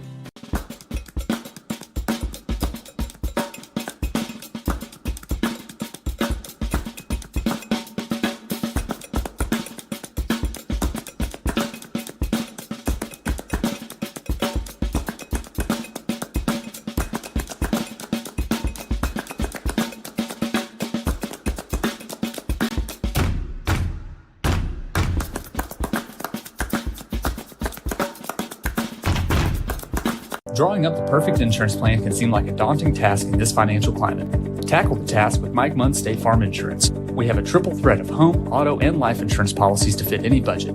You can even cover your furry friends with pet insurance. Call 903-561-4535 or visit MikeMunn.net to get started on a free quote. 903-561-4535 to get started on a free quote. Hello, I'm Mike Munn with Mike Munn State Farm, where I've been your local agent since. Final score from the Kane Center. Coach Ronnie Raines and the Lady Storm taking the victory against Regents Academy in Game 1 of our Pell Shea Kia and Tinsley title doubleheader, 44-23. Coach Ronnie Raines here with us courtside post-game. What are some immediate thoughts you have through your head? That's going to be a good team. They're a bunch of nothing but freshmen and sophomores, and that's going to be the team to beat in a couple of years. Other than that, I liked, for the most part, what we did. We got a little lazy there, and we had to take a couple of timeouts and everything. But you were a bit heated or living on one of those timeouts. Got scared for you for a second. Well, you know, teenage girls will bless your heart. And so, but it was fun, and they did great. I think the biggest thing that stuck out, in my opinion, Sammy Sams. This is her first year to play. She's just a good athlete, and she picked this game up like it's nothing, and I don't think she had like 10 or 12 points tonight. Sam's had 9 points and 8 boards off the bench, so how about that for some production? We needed her tonight because, you know, they made it closer there a little bit than what it should have been, in my opinion. Well, also Rachel Richardson, 15 points, 4 rebounds, 4 assists. Kylie Normandy, 8 points, 6 boards, and 4 blocks. Sam's, of course, as we mentioned, 9 points, 8 rebounds. Now Elizabeth Clark, although with 4 points, 8 rebounds of her own right. So you almost have multiple players with double-digit boards. So how does it feel to know that you're covering the glass pretty well against a team who in that second half came out of the locker room almost like a completely different ball club? Yeah, they were, and they were fired up. And, you know, we told the girls that said that they think they can win. And so they're going to have to get after it. You know, that's what got us in trouble the other night in Longview is we just didn't get after the boards, and we got out-rebounded by a team that we shouldn't have been out-rebounded. You know, we've got the height this year and the girls that can get to the glass, and so they did a lot better tonight, 100% better than that. So let's go to the locker room at halftime. What was that halftime speech like? Did you quote any movies or songs, or just a good old-fashioned right down the middle, hey, let's get out of here, let's fix it? Yeah, your basic, it's 0-0 cliche, and, you know, it's not over till it's over and all that good stuff. But I just reminded the girls that it's 4 quarters.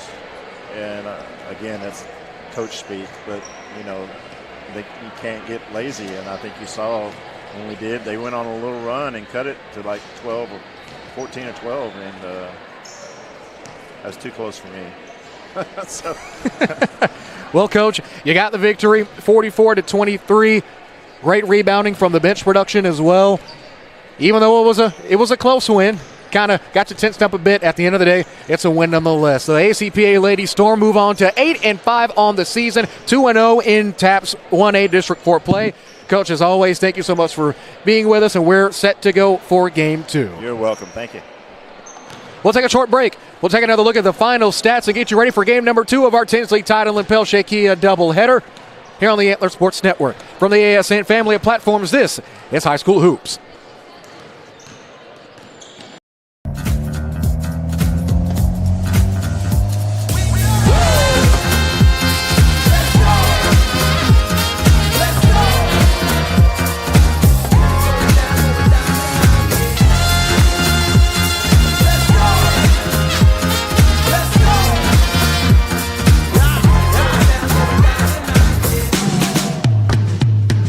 Give it everything at Pell Shea Kia and Tyler. We're tough, never quits.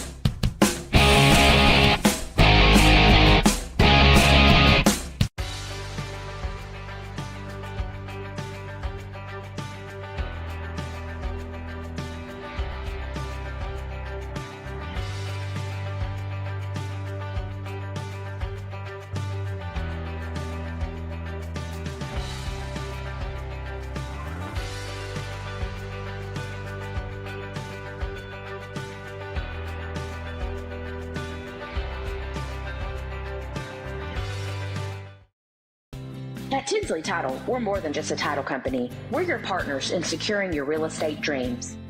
Right in the heart of downtown Athens, our dedicated team guides you through every step of the title process. When you've found your dream home and you're ready to take the next step, that's where we come in. We've helped countless in Henderson County and surrounding areas, and we treat every single one of them like family. Whether you're a seasoned investor or a first-time buyer, your trust is our commitment. We're Tinsley Title, your partner every step of the way.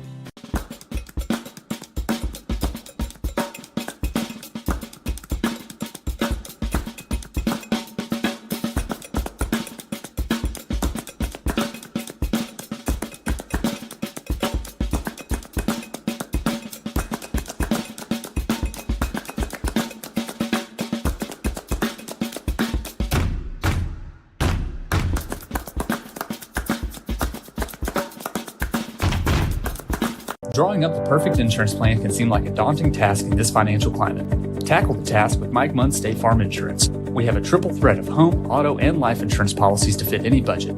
You can even cover your furry friends with pet insurance. Call 903-561-4535 or visit MikeMunn.net to get started on a free quote. 903-561-4535 to get started on a free quote. Hello, I'm Mike Munn with Mike Munn State Farm, where I've been your local agent. Coming out of the break, once again talking to head coach Ronnie Raines as his Lady Storm come up with a big-time victory here at home. And now it's time for head coach Marcelo Brown and his Storm to take on the Regents Academy Eagles led by head coach Sam Landers. ACPA coming into this one, overall record of 8-5. Once again representing TAPS 1-8 District 4. Looking to go 2-1. They're 5-2 at home here in the Cain Center. Just like the girls, their first home game of 2024. Winners of 3 of their last 5. The last game was against SBCC of also of Nacogdoches. That was a road victory, 66-27. And then before that, a loss to St. Mary's where the girls took home an overtime victory. The boys lost in regulation. That final 60-73. Even before that, the week before, back on the 18th of December, took on Harvest Time Christian Academy, newer school out of Tyler, defeated the Spartans 58-44. Captains are meeting at center court. When we come back, we'll introduce our starting lineups to get you ready for tip-off from the ASN family of platforms. This is high school basketball.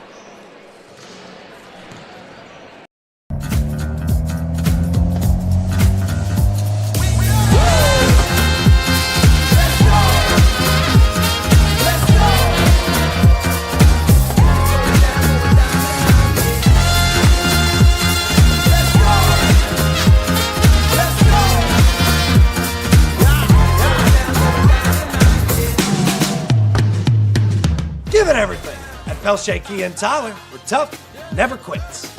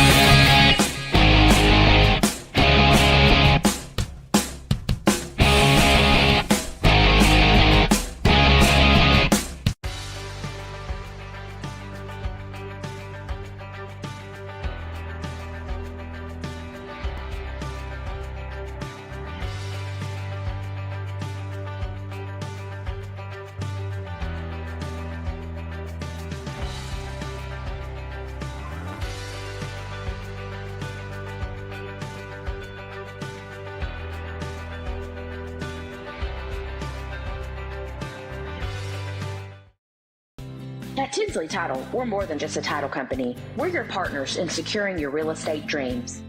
Right in the heart of downtown Athens, our dedicated team guides you through every step of the title process. When you've found your dream home and you're ready to take the next step, that's where we come in. We've helped countless in Henderson County and surrounding areas, and we treat every single one of them like family. Whether you're a seasoned investor or a first-time buyer, your trust is our commitment. We're Tinsley Title, your partner every step of the way.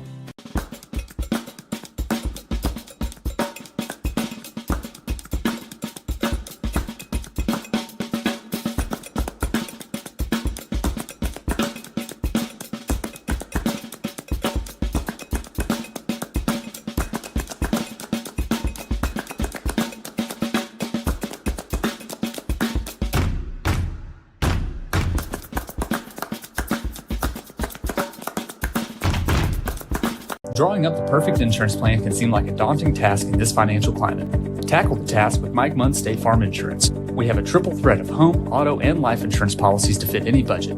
You can even cover your furry friends with pet insurance.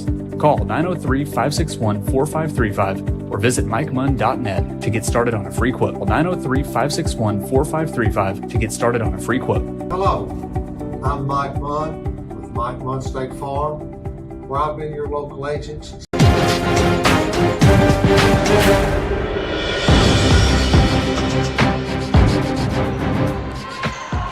Tip-off for game number 2 is underway. ACPA in their once again all-white home uniforms with a red trim, lettering, and numerals on the tops and bottoms. Regents Academy going from right to left on your respective device. And the all-maroon tops and bottoms with a white lettering, white numerals with a gray trim, and gray numerals with a white trim.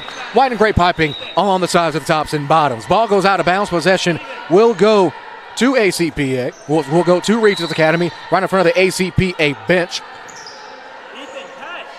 Open three. Let fly by Spratley. No good. On that first shot is Ethan Spratley. Rebound brought down by Gaithan. By Landry Gammon, that is. Kick to the corner. Great head fake. Now the dribble drive here by Gaitan and goes under the basket. It's Kurth, and he'll draw the foul. That foul is going to be charged against Regents Academy's number 14, Seaver Crescenzo. That'll be his first. Open three. Gammon way outside, no good. Rebound gets brought down by the running Spratley. Spratley open floor, rises up, layup no good. Rebound is up by Beauregard. Going up once more, he can't get it. Beauregard almost getting it, but Mikenon Morrow was able to get it tied up. Jump ball is called.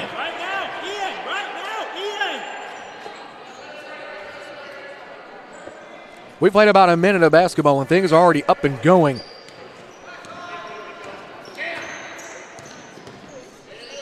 With it on the handoff, it's Gaitan. Gammon, Euros, goes through, and he's got it for two. And that's how we get things started. 2-point layup by Gammon. Assist by Gaitan. 6:45 left to go in the first. Beauregard under the basket. He can't get it. Offensive rebound also can't go by Terrell. Here's Morrow. Morrow, the 5'8 junior guard. The man-to-man defense up front. Gammon, another Euro. Gets it to under the basket to Kurth. There's good. Kurth on the assist from Gammon. Makes it a 4-0 game. Quick trap implemented by ACPA. Can't force a turnover. It's a hurricane pass. And to Landrum. Landrum layup is in. Landrum gets Regents Academy on the board. Now it's a 2-point game. 5:59 left to go. Morrow looking. Handoff is over to the right side. It's a Gaitan. Gaitan to Gammon. Gammon back to Morrow. Morrow jabs. Compton's under the basket, right on the block, trying to get open space, but they won't get it to him, and he draws the foul, driving, and they're going to say that Spratley, a little too handsy there under the basket.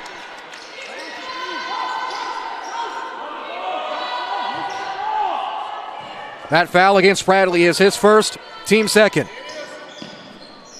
Open three. Gammon from downtown, nailing the trifecta. Substitution is pending already for Regents Academy. About 5.5 left to go in the first quarter.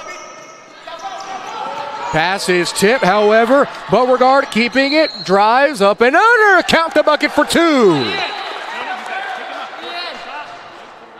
Foul is going to get called against Charlie Gaitan. That'll be his first, team first. Checking in for Regents Academy is going to be Jonah Shipp, the junior. Also the brother of freshman Liam Shipp, heading the line for the first time to convert the N1 bucket is going to be Beauregard. He can't get the free throw to fall. Rebound gets brought down by ACPA. Here's Gaitan. Has a cast or like a sleeve or so on his right hand. Compton spins. Layup is good.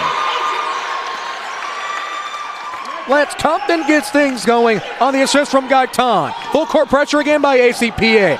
Numbers running through. Offensive foul. Kurt takes the charge. Offensive foul is going to be called against Ethan Spratley. That's already his second. And Kurt took an absolute hit to the chest. Tackle made by Kurt, second down and 10. Even though we're not playing football. 9-4 our score. Just under 5 minutes left to go in the first quarter of play. And the Gammon at the top of the key. Crossed over to his left. Temporarily lost his dribble, but gets it back. Triple drive on the head fake and driving is looking. Is Gaitan. Gaitan gets it stolen away. Euro step, scooping it in is Crescenzo. Crescenzo with a fancy layup going under the defense, scooping through for 2, and it's now a 3-point game. 1 possession affair, 4.5 minutes left to go. Morrow gets it to Kurth. Kurth, baby hook, short, nobody home. Coming up with the steal is Morrow. Layup is good for the roll. Morrow on that last layup, coming up with another steal. No, Regents Academy is able to get it back. It's 11-6. Layup through contact is in. Ethan Spratley on the 2-ball. Fast-moving offenses for both teams.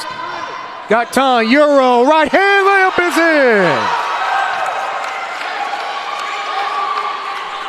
Charlie Gaitan has been a man possessed, going down the floor, taking charges and getting layups as a foul is going to be called against Micah on Morrow. That'll be his first, team second.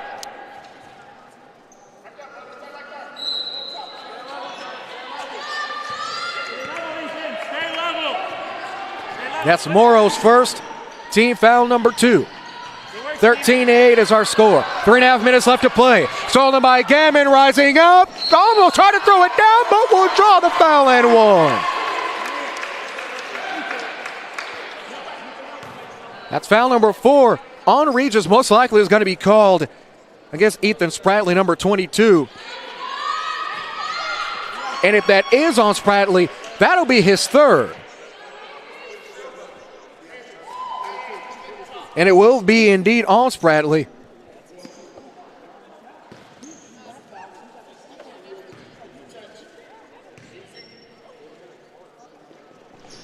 Free throw is good from Gammon.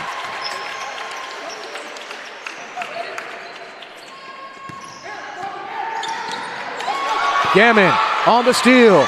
Breakaway to Gammon again. Gammon head fakes, goes back up. No good on the layup. Gets his own rebound, rises. Might have been whacked, but no foul call. Compton on the board. Fall away bucket. No good. Rebound corralled by Ian Landrum. Stolen away once more. Gammon rises up, and he's going to head to the line again.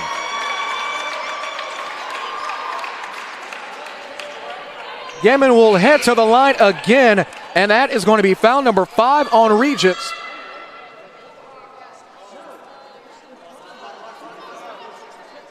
Trying to see who that foul was on. Looks like they're going to call that against Terrell.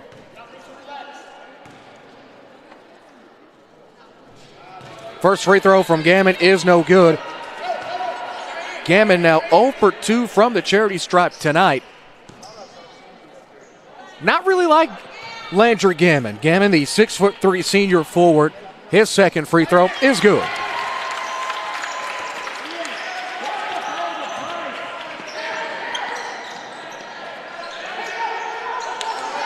Terrell on that last foul. Ball is loose, still on the ground. Layup is good from Jonah Shipp. Shipp did a great job staying with it. And now the junior and the older brother of Noah Shipp is on the board. Gaitan corralling it out of bounds, getting it back to Gammon on the reset. Going back up is Compton. Shot will not count. Travel violation call.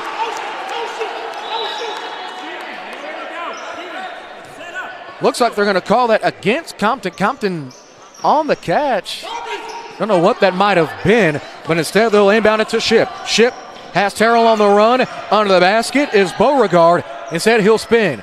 Looking at stolen by Gammon. Gammon to Morrow. Morrow open break and gets it tipped, stolen away, but it will stay with ACPA.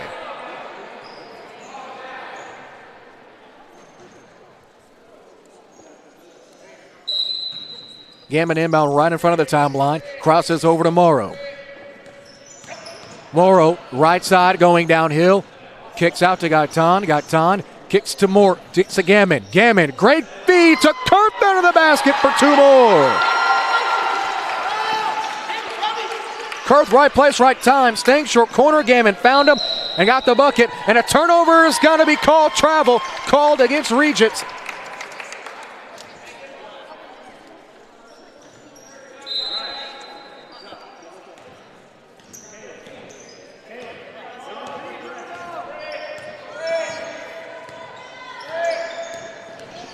Here's ACPA. Gammon steps back. Had his defender on skates for a moment, that being Ship. Morrow, skip pass right over the head of Gammon into the hands of Gaitan. Well, Gaitan, excuse me. Layup is no good. Rebounds brought down. Regents going up, and it looks like it's now going to be a foul out of bounds. Rebound from Terrell led to a coast-to-coast chance. Got a hit on the layup, but whistle stays tucked. High arcing inbounds pass is into Terrell. Terrell immediately gets it over to Crescenzo. Crescenzo, dribble job here for Landrum. Landrum rises, no good, short. Multiple players from both teams, and it looks like it's going to be a loose ball foul. That one's going to be called against Ian Landrum. The sophomore gets his first foul, and will send ACPA back to the line.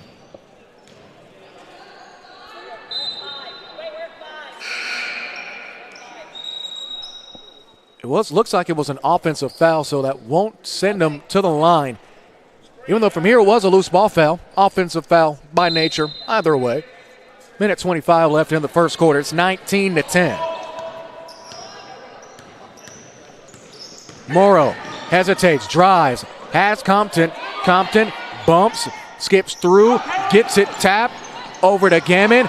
Gammon gets it out, running is Gaitan. Gaitan almost stolen away, but Kurth saves it, but it goes out of, almost went out of bounds, but Regents will have a turnover of their own.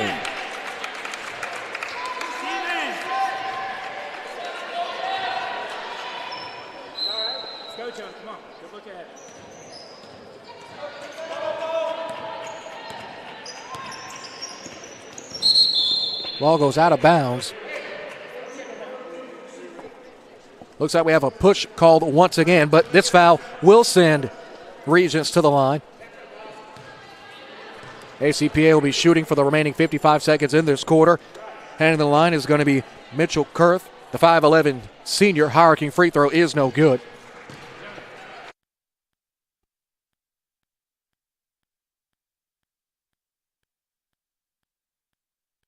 Second shot is no good. Empty trip to the line for ACPA.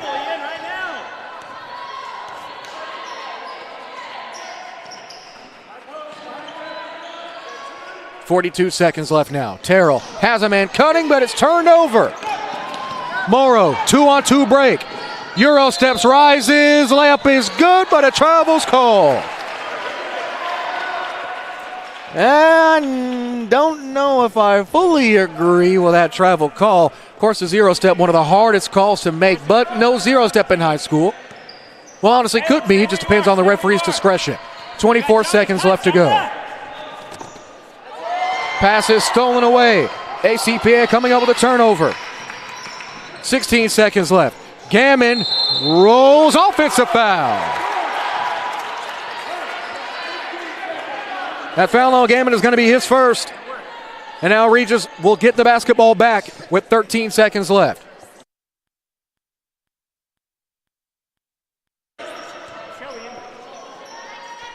8 seconds left. With it is Terrell. Terrell rises. Layup is good.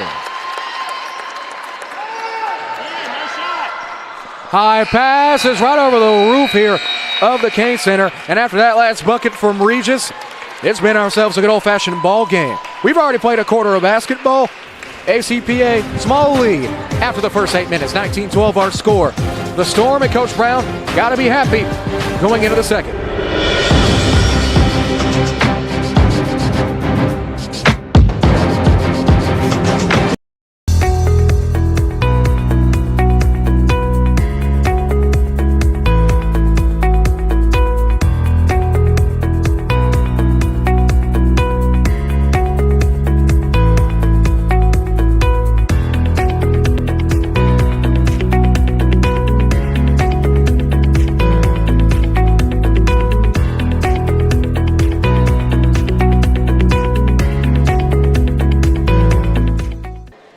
Start of the second here from the Kane Center. ACPA with the 19-12 advantage. Fresh 8 minutes on the clock. Now their team is used a timeout. Fouls will reset. ACPA was able to get into the bonus, but not really able to capitalize. Let's see if Regents kind of dials back on the fouling just a tad bit. Second quarter is brought to you by Spartan Exteriors, with offices in the Round Rock / Austin area, along with East Texas.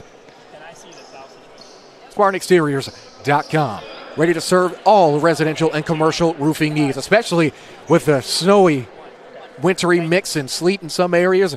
Either way, it's going to be cold, so you're going to need a roofing company. Spartan is ready to assist you. Regents Academy taking possession. Arrow flips. We play 10 seconds of action here. The offense gets started with Landrum. Now back on the reset to Ship. Ship over on the far left side to Crescenzo. What a name that is. That's a heck of a name. Open three for Landrum. No good. Looks like it might be a loose ball foul. Is going to get called on the floor. Foul is going to be called against Beauregard. Caleb Beauregard, the 6'3" junior, gets his first foul. And ACPA will get their first possession of the second quarter. Morrow into the recently checking in Nick Runte for three. Got it from downtown. Runte nails it with the assist from Morrow as he hits that trifecta, expanding the ACPA lead. 10-point game. They get it into Crescenzo. Layup, kiss off the glass is in. Steven Crescenzo makes it 22-14. 7 minutes, 12 seconds left to go in the second quarter. With it is Morrow. Morrow gets downhill, resets, gets it to Runte. Runte drives, spins, looking. Ball is dead. Now they'll reset again. 7 minutes left to go. Go between the legs and crosses. Runte drives baseline, goes up, skying through. Delayed shot is off. Rebound is brought down by Regents.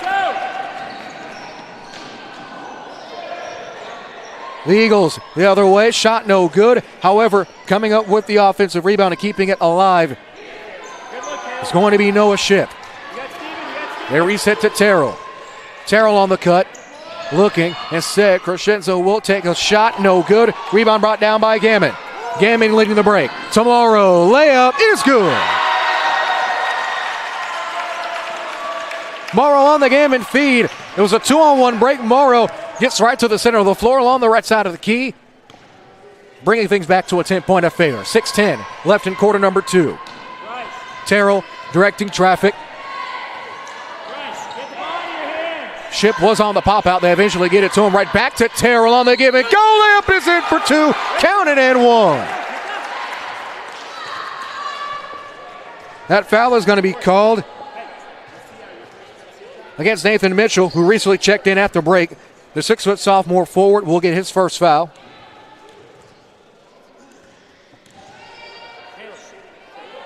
Heading to the line will be Terrell, donning the number 3 for Regents Academy. Takes his time, and one free throw is no good. However, offensive rebound is brought up by Ship, and he can't get it. Rebound is brought down by Runte. Runte almost turning the ball over. Gaetano wanting a foul, and he eventually will get it. Excuse me, that's Mitchell Kurth wanting the foul, and he does draw. That foul is going to be against Caleb Beauregard. That'll be his second. Team foul number 2 for Regents Academy. Regents Academy out of Nacogdoches, Texas. Runte on the drive, tried to get it to Kerr. He's out of bounds. Great hustle there by the junior, however. 5:40 left to go. Coach Marcelo Brown barking orders to our left here. 5:39 left in the second quarter. 24-16 is our current score. You got in. They hierarchy pass to Landrum in the corner. Resets. Firing for 3 is Ship. No good. However, offensive rebound is brought down by Beauregard, and they'll reset. Open 3 again. Short. Landrum, no good. Offensive rebound went up by Terrell, no good. Another offensive rebound, no good. This time by Crescenzo. Gets his own offensive rebound again. He can't get it. However, the end one is good.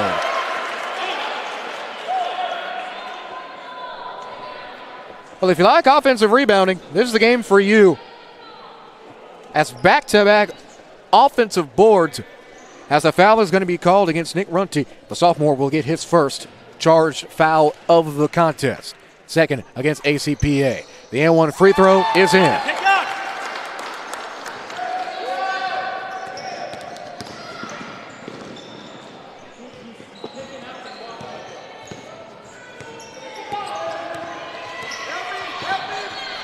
Quick skip pass. Over to the outside now to Kurth. Kurth now back to Gammon on the reset. Gammon has defender on skate. Steps back. Walking the dog here. Runs. Fadeaway is no good, but he will head to the line.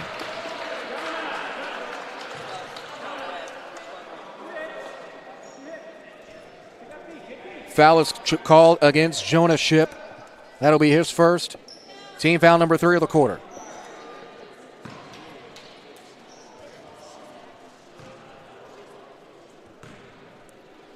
Quick substitution here for ACPA as Gammon again misses the front half of the free throw trip. As Compton will be checking in, as well as Milo Bratton. He'll be checking in for the first time tonight. As Nathan Minchell as well as Mitchell Kurth get their first breaks of the game. Second shot is good from Gammon. Gammon to this one with that last free throw gives him 10 points. 25-19. Just over 4.5 left to go. They love the give and go on the cut. However, turnover this time will be charged to the Eagles. Gammon on the open break. Fade away. 2-ball. Got it. Landry Gammon taking over with a fadeaway bucket unassisted. 27-19 after that long 2. Here's Terrell. Terrell looking. Give and go for Landrum again.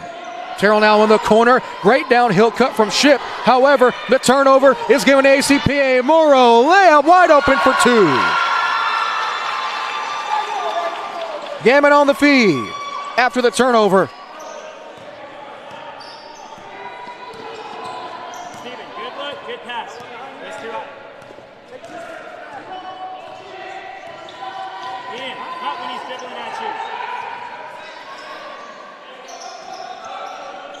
(29-19) our score. 3.5 minutes left to go. Great offense here by Regents Academy. Driving and heading to the line is going to be Crescenzo again.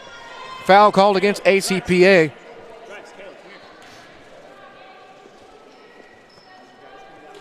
Foul against Runty is going to be a second. First free throw is good by Crescenzo.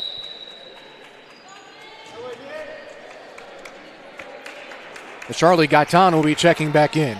Gaitan, as I noted earlier, has a cast or a wrap along his right hand up to his wrist. As the second free throw is no good. Rebound brought down by Lance Compton, who recently checked back in. They get it tomorrow. 29-20 our score. 3:20 left in the first half. He's got time. Hesitation. Gets it over to Gammon. Gammon downhill. Open. Milo Bratton is in for 2.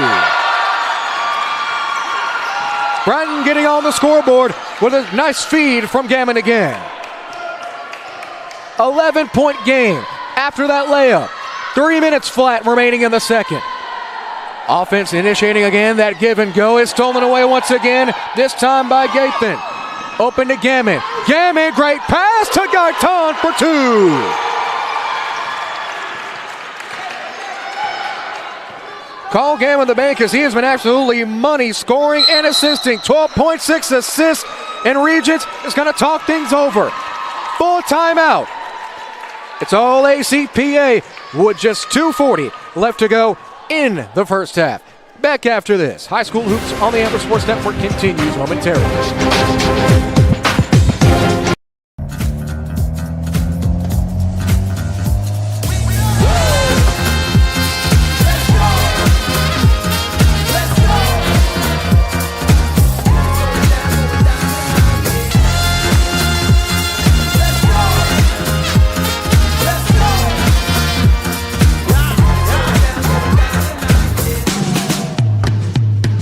Give it everything at Pelche Kia and Tyler. We're tough, never quits.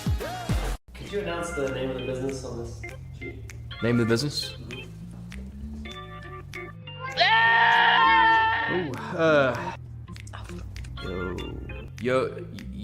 Yosemite? Yosemite? Yosemite Roofing. Or Yo's me. Yosemite Roofing? Yosemite. Yosemite? Hey guys, it's Josiah with Yosemite Roofing, and we don't care what you call us, as long as you call us. After the timeout, Landry Gammon, before the break, getting his 6th assist on the night and doing it in superstar fashion. Taking the nice feed and delivering an even better one for the easy layup. Clock now rolling. 2.5 minutes left to go. Layup is in. Crescenzo on that last bucket for Regents Academy. Now it's an 11-point game once more. Crescenzo leading all scores for Regents Academy as the layup is no good. But, however, coming up with it is Gaitan. Taking a knee after hauling it in was Crescenzo once again.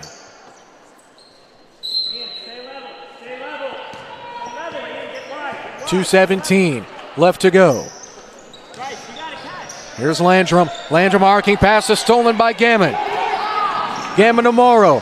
Morrow, nice feed. Ball falls out of bounds. Possession will go to ACPA. Coach Sam Alders not happy at all.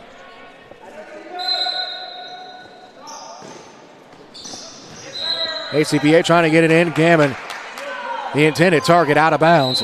Inbounding is Bratton, the 6'4" junior forward. They get it into Gammon in the corner this time. 2 minutes left to go. Gammon trying to make a jump pass out of bounds. Last touch by Regents. ACPA will get it back once more. Mitchell Kurth will be checking into the contest again.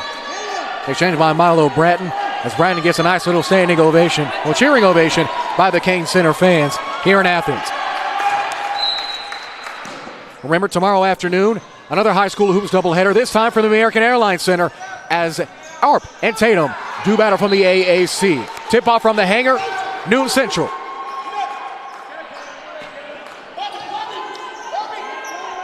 That last turnover gives ACPA the ball back. Running now is Crescenzo going up after Beauregard. It gets it tipped out of bounds. Possession will stay with the Eagles. Let's go, Caleb. Seal it open. Harking pass is stolen immediately by Morrow. Morrow, easy layup again, and he's got it for two.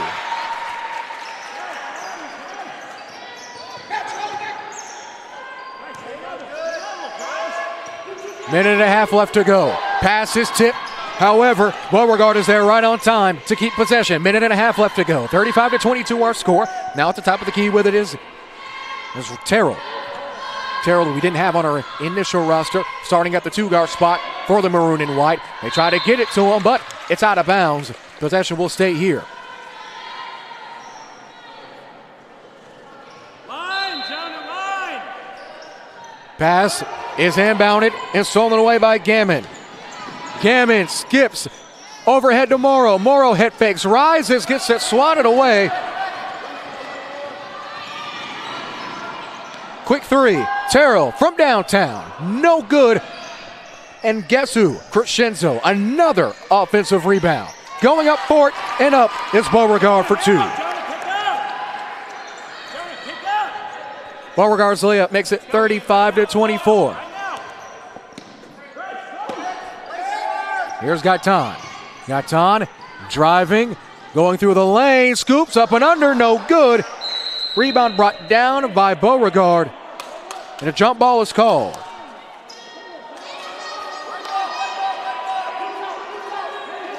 After the jump ball, they go to the arrow, points in favor of the Storm with 34, there's about 34 and a half seconds left to go. Gaitan straight up with the left hand, no good. Gets it rebounded by Terrell. Stolen away, almost scuffling for it on the sideline.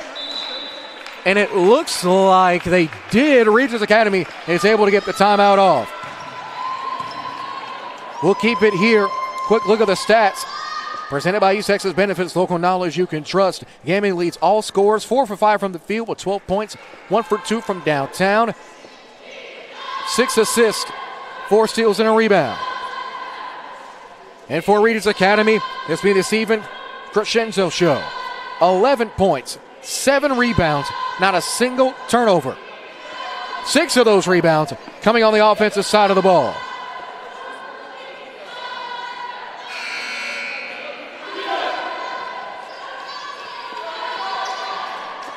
Regents comes out of taking their second timeout.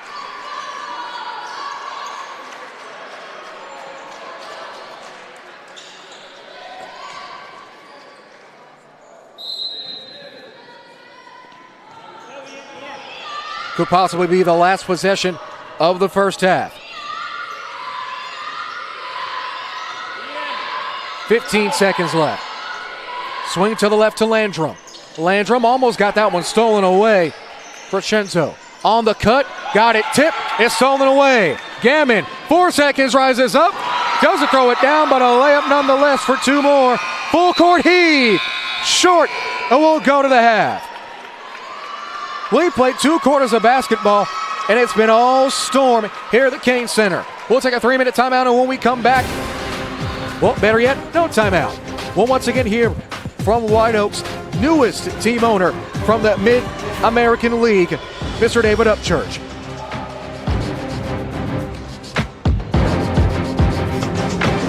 Texas has always had a very, very rich minor league baseball history. Dates back all the way to the early 1910s.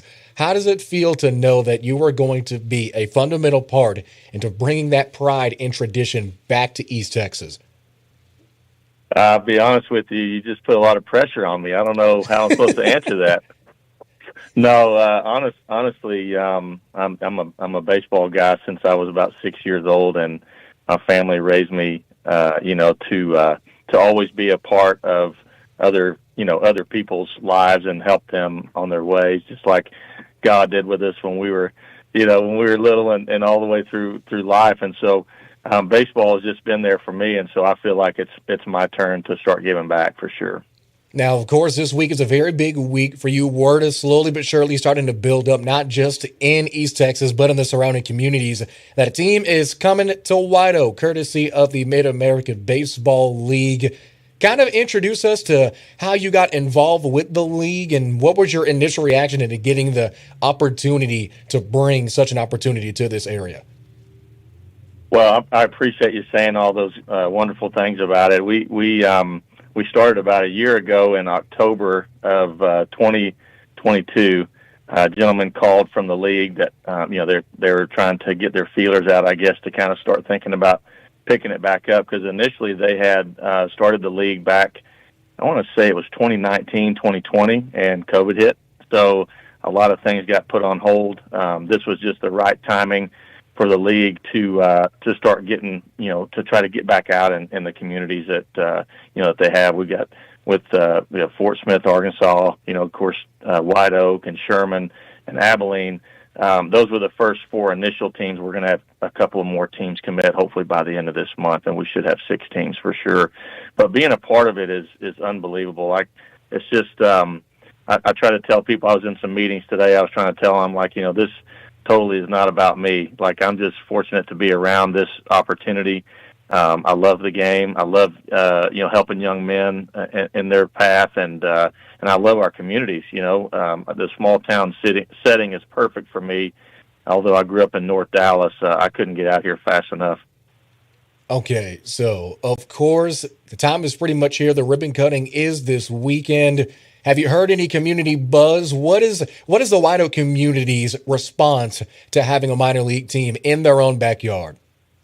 Man, I don't want to mess this up, so I'll tell you what I think. And honestly, it's been unbelievable. When we first contacted them, it was like, hey, let's get a meeting together. And then the next week they were like, okay, we're going to meet with the city council. They were so excited and really open arm to us, which is unbelievable. They don't know us, from Adam, but they realize where our minds are and where our hearts are. And we feel like we're trying to bring something special to them as well as them giving us a special opportunity to be in White Oak. The town is small enough to where most people know each other, but it's also, it's a very specific, I'd say sports town. They love their sports there. And so it's just been a great match, I'll be honest with you. And like I said, I don't want to mess it up and say anything that they didn't tell me, but just from our perspective, it's been unreal. Now, speaking of unreal, I don't know about you, but being able to say that there's a minor league baseball team right down the street from me, it sounds like a pretty cool thing to tell your friends, say from guys that are they're coming in from Dallas or visiting from Shreveport. Just a little something that they can, stop by on a weekend and watch a ball game. So what kind of experience are you looking to bring with this new team? Well, it's really, it's all going to be unique. We've gosh, I like I said, I grew up in Dallas, so we were, Frisco, and of course we had, the Rangers there. Go Rangers, by the way. But it's really different out here because there's, between Frisco and here, there's no, really even professional sports, much less, like a Rangers minor league team or something like that. So what we really anticipate, though, honestly, is just great family fun. We want to be able to get all the kids out, have an enjoyable time, watch the game, and hopefully bring a quality product to them, but also give them some fun in between innings and before and after, and hopefully the main thing, like I said, for us is to help grow young men and help them out on their way, and of course help the community come together as well. I think it'd be awesome. First off, I'd like to go ahead and respond to you there. When you said go Rangers, my heart got warm for a second. You're a great man for being a Rangers fan, at least in my book. 50 years, baby, 50 years. Let's go. All the hoopla and revelry aside, you've already got some great support from the community, not just from fans, but also local businesses. I'm on the top of my head, Keurig Dr. Pepper, R&K Distributors, and bodacious as well. They've already bought in to what you guys are bringing to White Oak. So how does it feel to know that not only the fans are supporting you, but the local businesses that are pillars of the community in their own right are also backing this expedition or this opportunity? It's really hard to explain because I've always run a nonprofit. I'll just be honest with you. We have always tried to find ways to help these young men and with softball, young women, get their goals in athletics. And so this being on the profit side, it's remarkable because, they see the vision that we see, which is very, rare, obviously, because you don't always see people with the same type of visions that you have. But what our goal is, and hopefully with the backing of some of these big companies, is we want to give that back. We have plans, obviously, to help the programs in White Oak and the surrounding areas, Longview and such, and Kilgore and whatnot, but New Diana and all those other towns. But I don't leave everybody out and think I'm trying to be that way. But seriously, that's what my goal is. I want to give back to those communities because they've given me so much.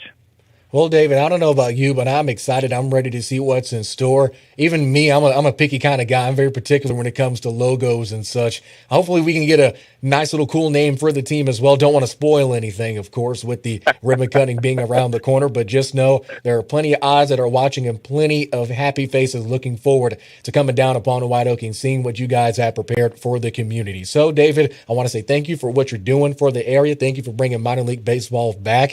And any closing thoughts? Yeah, just thank you, Mr. Jones. I really appreciate you reaching out and even, noticing that we're in this, in this community and the small part of baseball that we're doing hopefully is going to reach out even bigger than that. I feel like the way that we do things in East Texas, as I've been here now for 10 years, is unlike anywhere in the country. And I hope that our hospitality and the way we do things out here in East Texas is going to grow, and people will see that from afar. And we appreciate the opportunity. I love baseball. I love these kids, and we're looking forward to to a great season. Tune in to tomorrow's broadcast of high school hoops on the ASN, live from the American Airlines Center, to hear the rest of my talk with Mr. Wayne Upchurch. Always grateful to speak to him. Coming out of the break in Regents Academy with a quick turnover. Morrow on the drive, draws the foul on the floor. Foul is against the Eagles. The first of the quarter called against Ethan Spradley, and that is his fourth first of the quarter. With it is Morrow. Substitution pending. Of course, so as Morrow rises up, no good. Layup is missed, brought down by Terrell. Terrell rotates it back over to Landrum. Landrum now back to Terrell. Harking pass into the corner. Up and over, no good. Rebound by Terrell. Gets his own miss. He can't get it. Gammon skying through for that one. Up to the lane. It's Kurth for two. Gammon another assist. On the run. With it is Spradley. Spradley takes the charge block. Count the bucket and one. We'll take another look here. As thankfully, it's not official instant replay, but it's slow motion instant replay nonetheless. As I don't know, Kurth looked like he got the feet down in time. Didn't move. As the free throw, the and one free throw is good.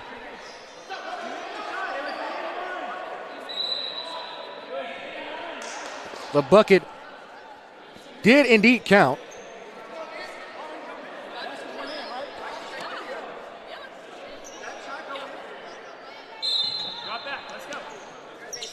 And we're back and rolling. 39-27, our score after the last layup. Gammon fades out of bounds, nobody home.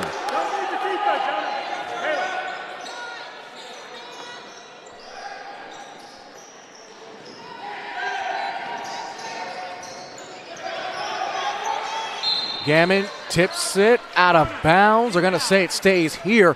Look like from this angle, might not have been Gammon who touched that one last, but officials do have a better view than we do, at least from that angle. 39-27 the score with 6:40 left to go in the third quarter of play. Terrell swing to the right side for Landrum. Great ball movement here by Regents Academy.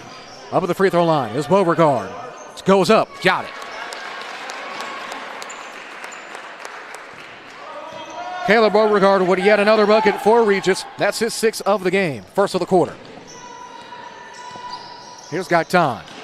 Gaitan, ball is dead. Looking, finds Kurth, who now resets over to Micah Don Morrow. To Gaitan, who drives along the baseline, out of bounds. Possession will stay with ACPA.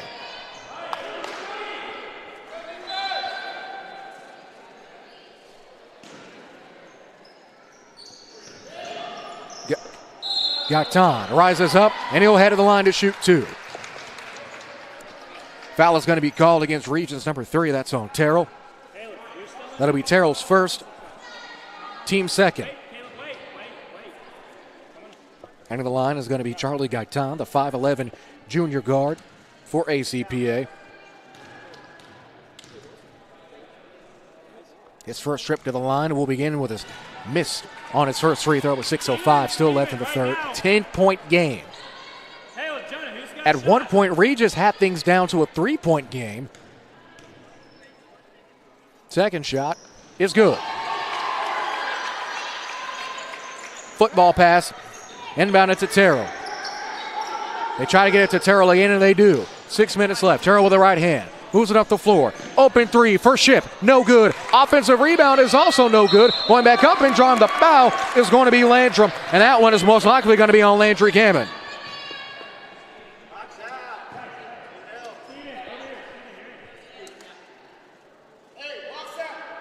Ian Landrum heading to the free throw line for the first time this evening.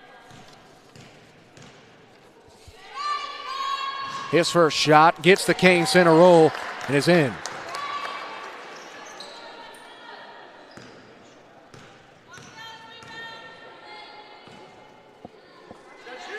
Second shot, no good. Gammon tips it, and they come back down with it. Ironically, and the bucket is good from downtown.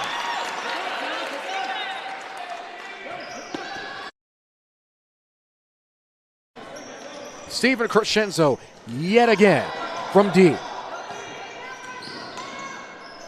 Good work, Caleb. Way to stay down. Set it up right now.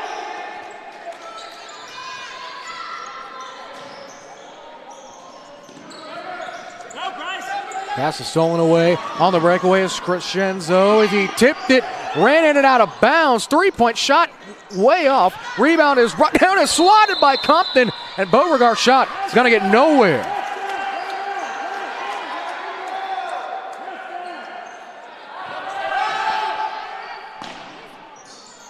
Inbounds pass into Terrell. Terrell, kiss off the glass for two is in. It's a 5-point affair. The closest this game has gotten to 3. Ball gets tangled up, and yes, they will call a reach and foul. That foul is going to be called against Caleb Beauregard. That's foul number 3 on him, 3rd on the team in the quarter. Kurth to inbound. They get it to Gammon. Gammon drives. Euro step, layup no good. Fall away wanting a call. A couple of fans behind us here wanting a call as well. Official keeping that whistle silent. 4:53 left in the second. In the corner now. With it is Crescenzo. Drives, they get it to Terrell again. Kiss off the glass is good for 2. Terrell with that last bucket. His 7th point of the evening. Morrow up and under. No good. Rebound is brought down, but it will be an over-the-back foul called, so no rebound will be assessed.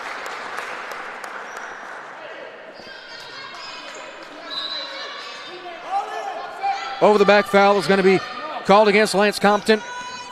That's only his first. Team foul number 3 against ACPA in the quarter. Pull-up jumper is good. Ian Landrum knocks down the deuce. Now it's back to a 1-point game. The closest this game has been since it was a 3-point game earlier in the first quarter. Haven't had a lead change yet. Got time. Close defense on him. Drives. Has Kurth. Layup. No good. Rebound brought down by Terrell. And a foul is called. Foul is going to be called against ACPA on the loose ball. Only one more foul to give in the quarter for the Storm. And that's going to be on Compton again. This is the biggest possession possibly of this game. And it's only 3:50 left to go in the third. On the catch and drive is Landrum. Kick outside for 3. No good. Rebound brought down by Crescendo. He can't get the layup and it's rebounded by Gammon. Gammon is going to draw the foul as the ball gets tipped out of bounds. No foul call, just out of bounds. Possession will stay with ACPA. Gammon, easy bounce pass into Morrow. Morrow driving right side, kicks. Got time, wanted the 3, but instead we'll get it over to Gammon on the handoff. Gammon steps back, crosses to his left, drives, up and under, got it. Landry Gammon, another bucket. After that, that gives him 16. Knocking on the door for 20-piece. Driving and going up and getting foul is going to be Terrell. Foul is going to be called against ACPA's Nathan Mitchell, and that will officially put ACPA over the limit.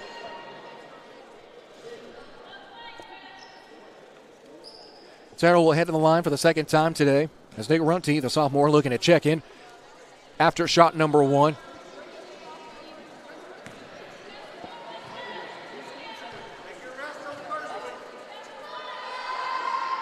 First shot is no good. As Runte will now check in.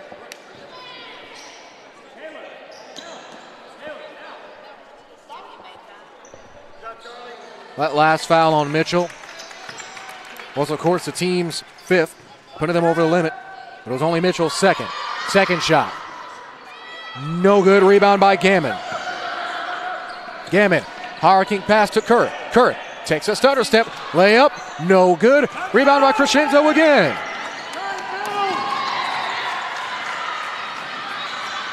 Open lane. Gammon in for 2 on the steal. Technical foul is called.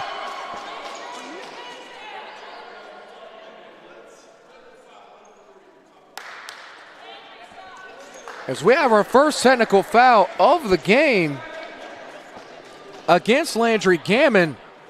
As now the officials are talking about it in center court. And it's going to be Terrell who will be shooting the technical free throws. Because now the official goes to talk to head coach Marcelo Brown.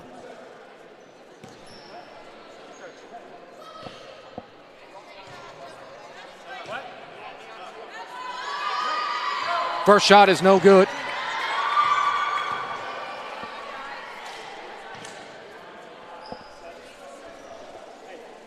Terrell in his second trip to the line went 0 for 2 his last trip, looking to change his luck here. Second shot gets the shooter's roll. Substitution as Ethan Spratley with 3 fouls will be checking in exchange for Jonah Shipp. Now Regents will take possession back after the technical with an opportunity to, at best, make this a 1-point contest. 2:55 left to go in the third. With it is Terrell. Terrell guarded by Morrow. Thought he had the screen, but instead they'll give the give and go again. Layup is in and takes it and one. Push in the back.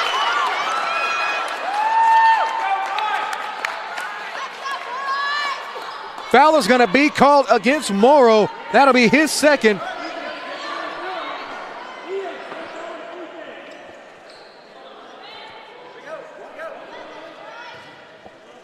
Terrell heading back to the line again. This has pretty much been his third quarter.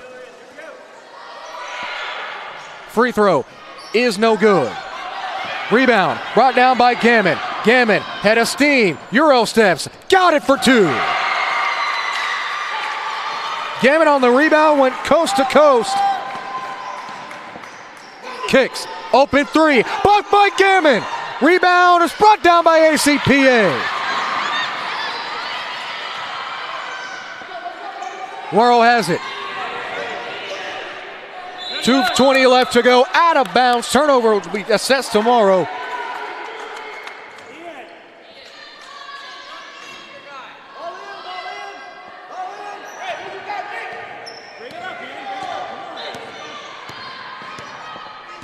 $2:14 left. Great cross in open spaces. Landrum. Landrum. Great dump pass. Under the basket is good for Ethan Spratley.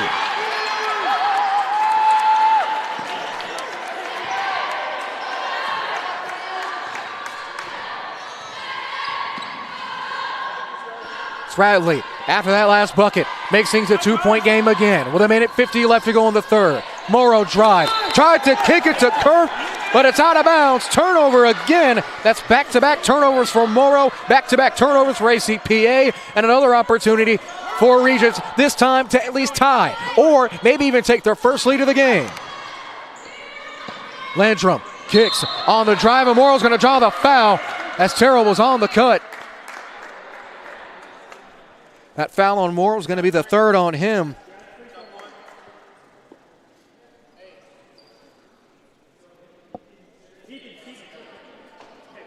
As Terrell will head to the line.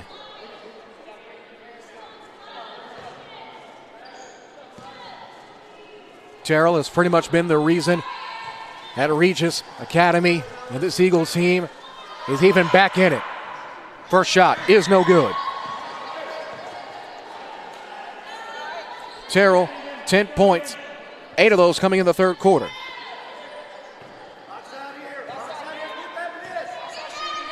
Second shot is up, no good. Rebound, Gammon again. Gammon, head fakes, full court pressure from Landrum. Euro steps again, layup is in again, coast to coast. That layup makes things back to a 2-possession game. With it is Ethan Spratley. Spratley kicks to the corner to Beauregard. Beauregard runner. It's blocked. Rebound brought down by Spratley. Spratley takes one step. Offensive rebound is good from Beauregard.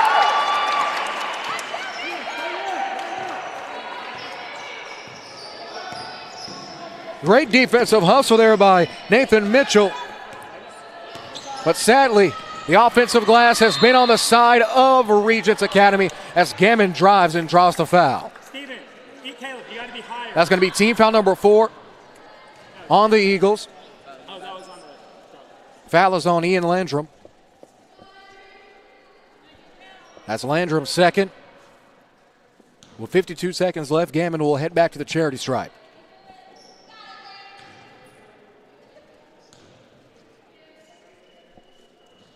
First shot, no good.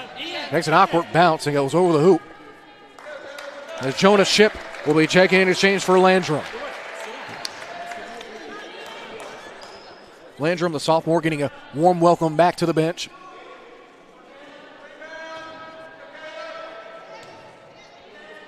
Gamon's second shot is good. Makes it 49-46.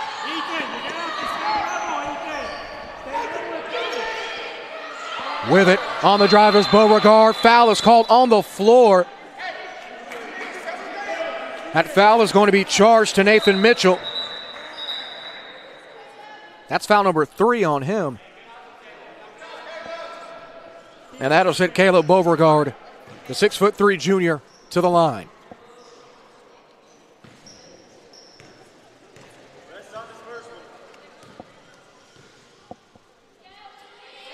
Beauregard's first shot hits hard, back iron, and rolls in. The Eagles not going away. 43.31 seconds left. Second shot is good. Exactly what the doctor ordered if you're the Eagles. 40 seconds left. Well, the way their defense has been playing in the full court, ACPA could go 2 for 1 here, and a foul is called on the layup from Kurth, and he'll head to the line to shoot 2. That puts Regents now over the limit. Foul is going to be charged to the Eagles' Ethan Shipley, and that'll be his 5th.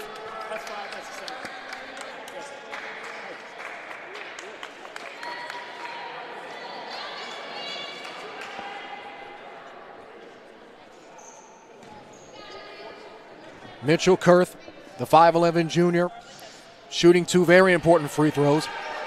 Can't hit the first. 1-point game. 35 seconds left. Second shot, high arcing, no good. Offensive rebound is brought down by Nathan Mitchell as Mitchell goes out of bounds, smacks the wall in anger. Deservedly, understandably so. As now with half a minute left to go, Regents could hold this thing for one last shot. Motion offense to Ship. 3 for Shinzo. Got it for 3. Crescenzo nailing the bomb. And that gives Regents Academy their first lead of the game. Morrow on the drive. Up and under is good for 2.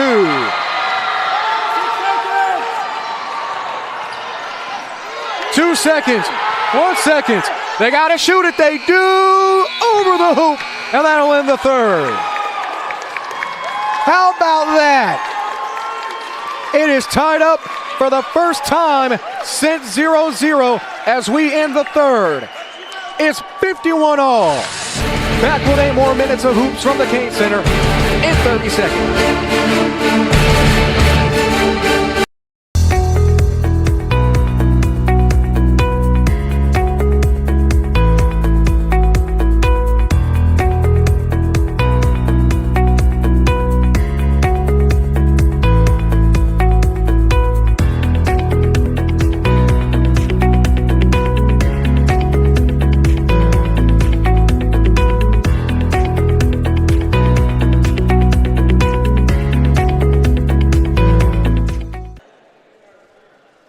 8 more minutes remaining in the second half of this ACPA Regents Academy doubleheader.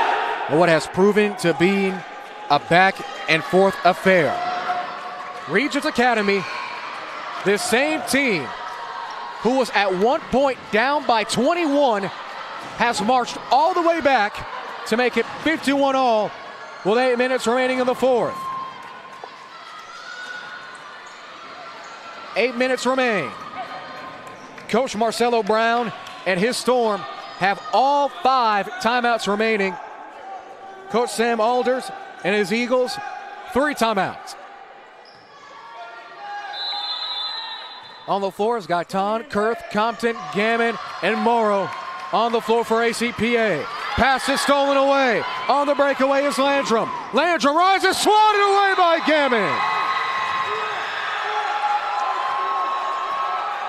Gammon with an absolute screamer, sending it the other way on the breakaway layup opportunity. Quick layup is no good. Rebound by Compton. Layup is in. ACPA taking the lead back. It's batted down by Compton. Turnover. Possession goes back to the Storm.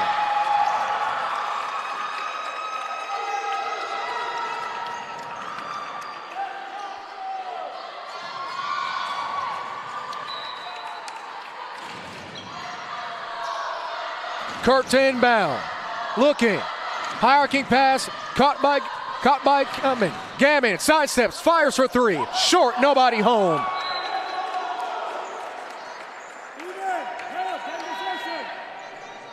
It's a 2-point game. 7.5 left. Regents looking to find anything as this home crowd has come out to play. Baseball pass. It's caught. It's 2-on-1. Going up. No good. Beauregard can't get it. Layup is in. Steven Crescenzo tying it back up at 53. Here's Morrow. Gammon on the far side, looking tired. He's given us all in this game, no matter the result. They get it back to him. Now over to Moore at the top of the key. 7 minutes flat. Swings. Layup is up and good for Kurth. Kurth on the assist from Gaitan brings things back to 2. On the run is Landrum. Landrum pulls. No good. Rebound is up in the air. Rebounded by Crescenzo. Again gets it blocked. Shot is in from Terrell.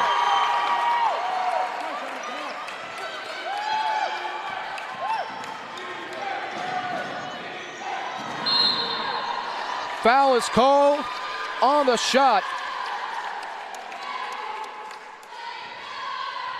Foul is going to be charged to Steven Crescenzo for Regents. That's their first of the quarter.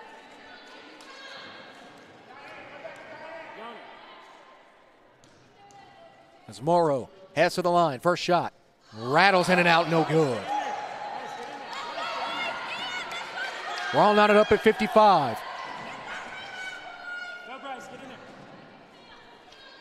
Terrell steps in to give rebound assistance. Second shot from Morrow is no good. Empty trip, rebounded by Compton. Still up in the air. He comes down with it. Here's Kurth. Kurth back to Morrow. Morrow drives, steps back. Looking for the reset. He has it in Gammon. Gammon goes up through the lane and he'll draw the foul.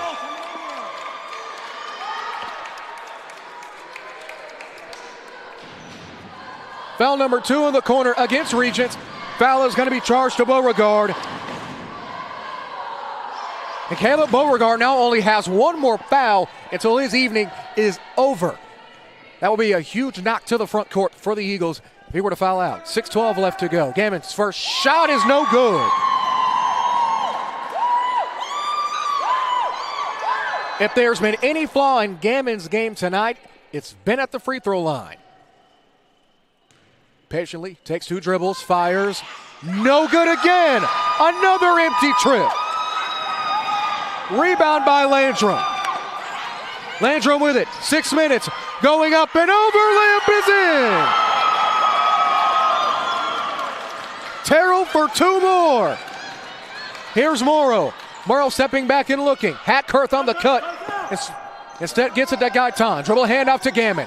Gammon could go downhill. Mid-range pull up from the elbow. No good. Rebound is brought down by Regents Academy.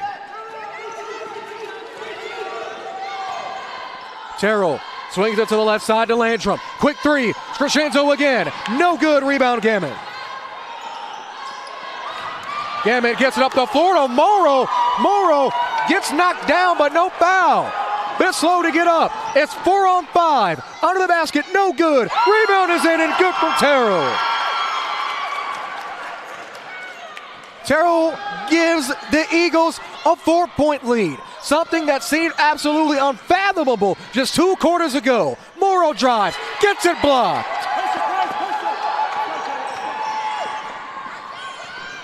With it is Terrell. Terrell drives, gets it swatted. He wanted a call. Ball gets tipped. Here's Compton. Compton gets bumped. Block call is going to be called against Crescenzo.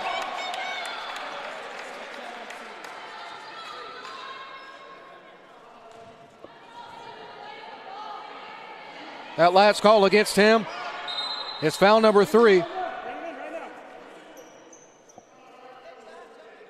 Foul number 3 on Crescenzo. Foul number 3 on the team. As it looks like it's going to be a timeout by ACPA. Full timeout, and we'll take it with them. Back after this. High school hoops.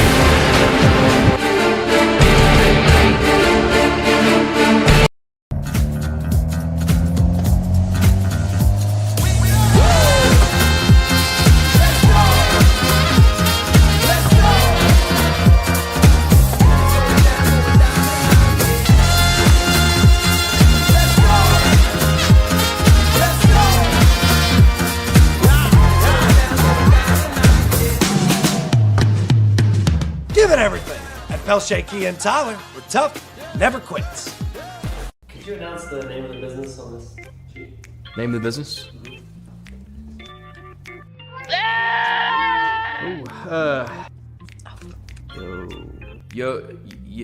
Yosemite? Yosemite Roofing. Yo's me. Yosemite Roofing? Yosemite. Yosemite. Hey guys, it's Josiah with Yosemite Roofing, and we don't care what you call us, as long as you call us. After Coach Brown and the Storm call their first timeout, that timeout being a full 4:52 left to go. The Eagles up 4. Inbound to Gaitan. Gaitan turns the corner, gets the ball tip, keeps possession. Looking to get it down low to Compton, and they do. Compton spins, power dribble, fade away, no good. Rebound brought down by Beauregard. Breakaway opportunity. Shot is blocked. Fantastic block and retrieval by Morrow. Morrow, skip pass. Out of bounds, intended for Gaitan, but too much on it.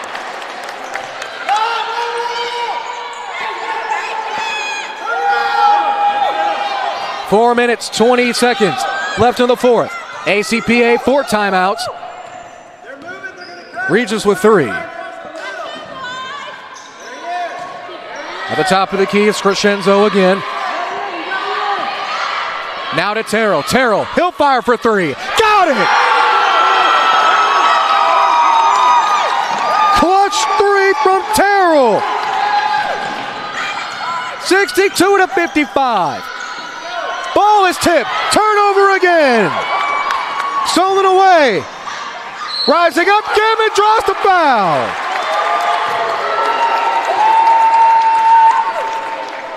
Ian Landrum will head to the line.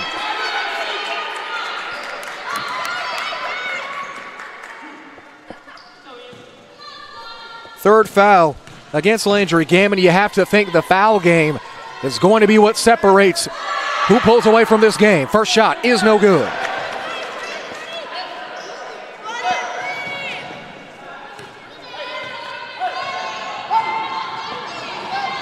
Second shot is up and in. 63-55. ACPA needs a possession with a bucket, and they need it quick. 3:40, clock still rolling. Double high set to Compton. Compton fades. He'll head to the line even after the missed shot. That foul is going to be number 4 against Regents Academy. They'll have one more to give in this quarter, as Compton will head to the charity stripe to shoot 2. That's foul number 4 called against Terrell. And the main offensive weapon is only one more foul away from having to hit the showers early. First shot from Compton. No good. 30-second timeout is going to be called by ACPA, and we'll keep it with them. As Regents Academy has 2 players tied for active leading score for their respective teams. Terrell with a 19, Crescenzo with 19. Landry Gammon, however, leads all active scorers, 23 points, but does have 4 fouls to pair with 7 rebounds and 7 assists. Micah Morrow as well as Kurth with 10 points apiece.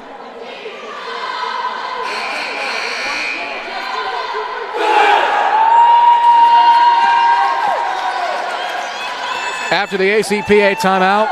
Both teams now have 3 remaining for the final 3:35 left. That's Compton. Now prepares to shoot his final free throw. No good. Rebound brought down.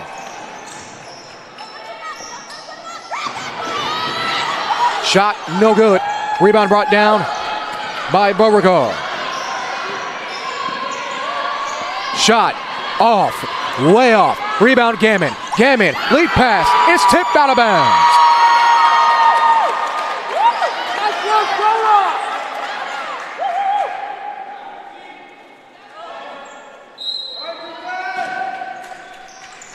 Kirk inbound under the basket to Gaitan. He'll rise up and head to the line after drawing the foul. I believe, at least from our count, that could be Terrell's 5th.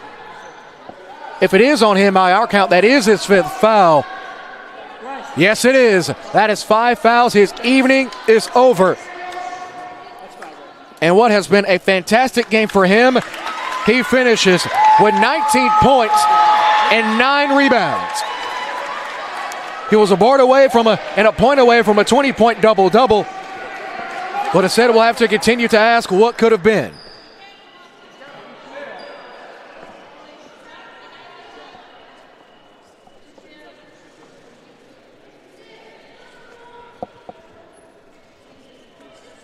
Officials talking things over. Scoutana waits to take his pair of free throws.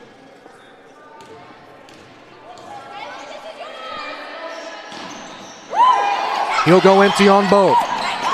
Rebound is brought down by Crescenzo. Almost stolen away by Gammon, but couldn't get full possession. Timeout is called by Regents Academy. Full timeout, and we'll take it with them. 3:05 left to go in what has been arguably already game of the year. Back in 1 minute on ASN.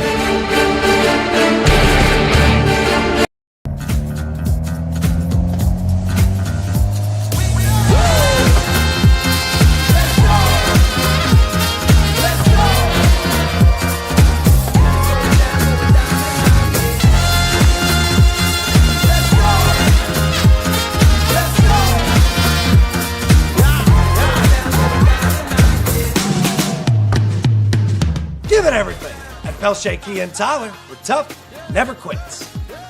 Could you announce the name of the business on this sheet? Name of the business?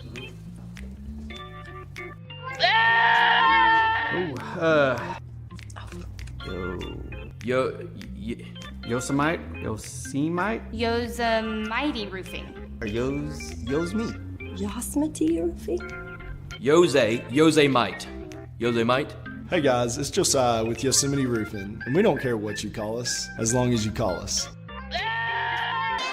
Out of the Regis timeout.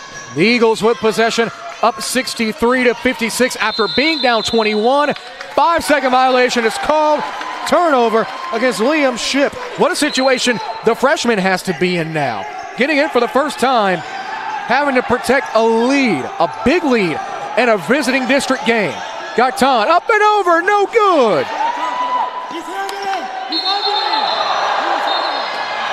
And an elbow gets called.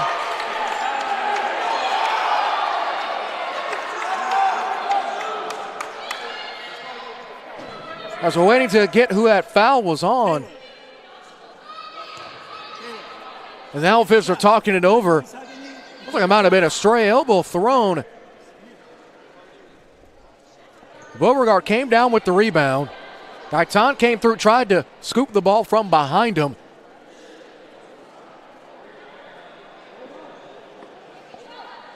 Don't know if they're going to call this a common foul or if they'll upgrade this to a possible flagrant 1.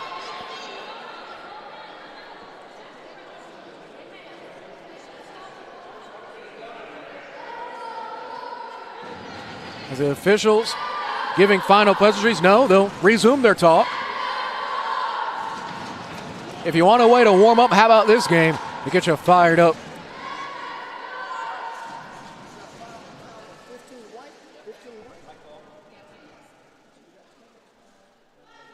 A foul that's going to get called against Gaitan. That'll be the second. And And that's going to be another foul. Okay, Caleb, shake hands. Let's go.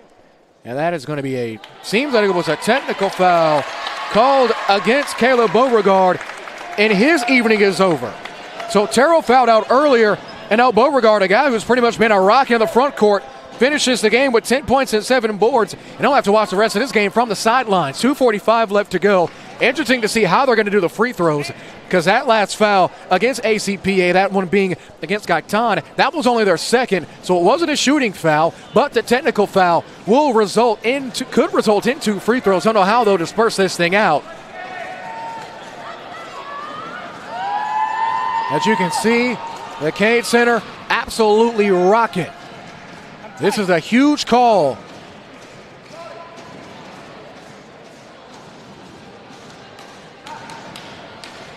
Officials still talking it over. Coach Marcelo Brown smartly bringing his team over.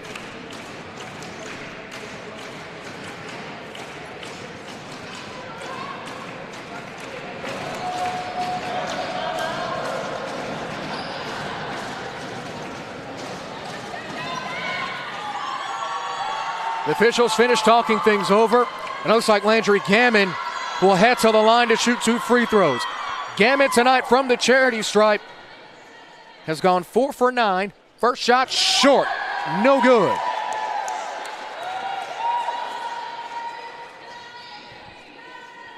This could be a very important free throw here. In the air, got it.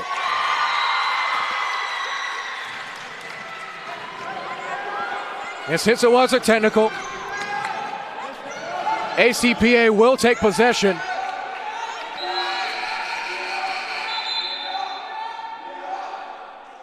As the horn sounds.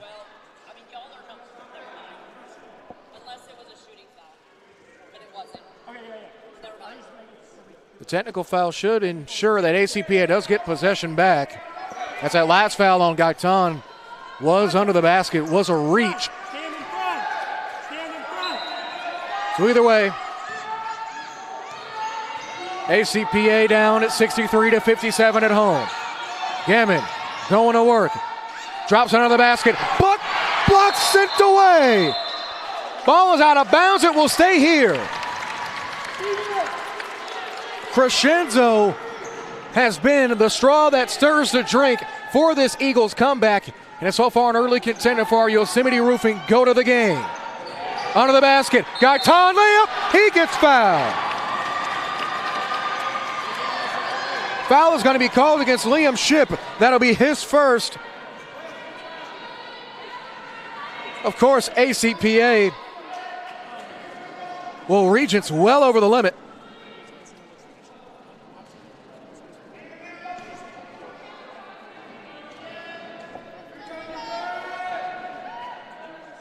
From shot from Gaitan is no good.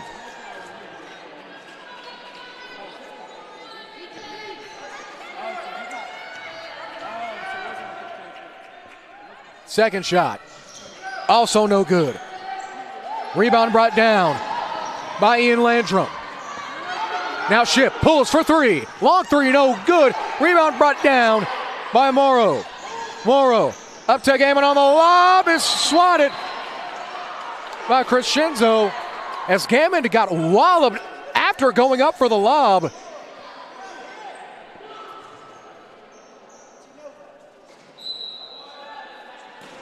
ACPA to inbound. Kurth looking.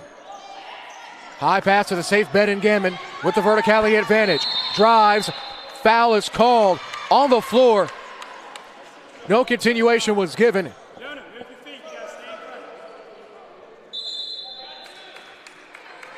As Runty will be checking back in exchange for Gaitan. As we wait to see what that last foul against Regents Academy was on. Got a call against Jonas Shipp. And Gammon will head back to the line to shoot 2 more. His first shot's good. A big free throw for ACPA. Don't know if Gammon believes in the boogeyman, but that red line here at King Center might be a close second for him. Second shot is good. A much needed perfect trip to the free throw line for ACPA. Ship on the drive. The freshman rises up. No good. Rebound brought down by Crescenzo again. Second opportunity is no good.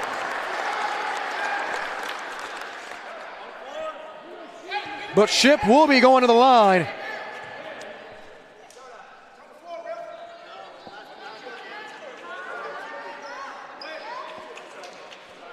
They're going to call that last foul on, I believe it was on Gammon.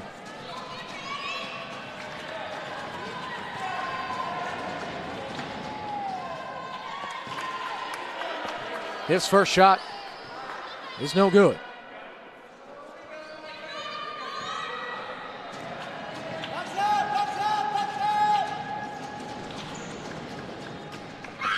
His second shot. High arcing, no good. Rebound by Compton.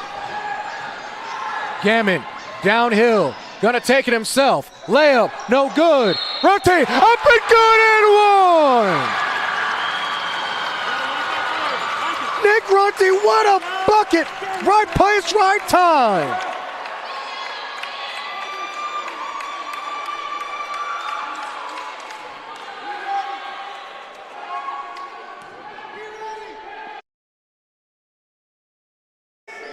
Runte's shot is no good. Liam Ship on the last foul. However, is rebounded by Gammon. Compton up, no good. Rebounded by Crescenzo again.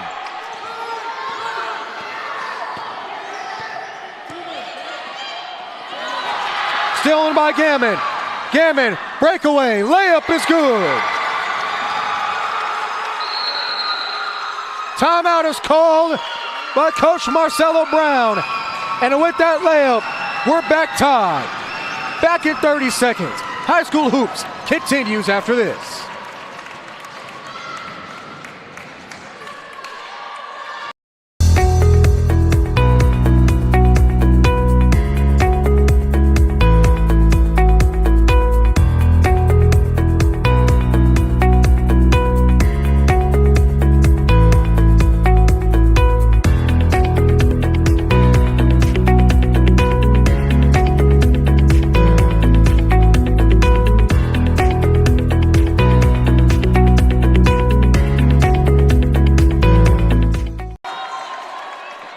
After the ACPA timeout, it's a minute 37.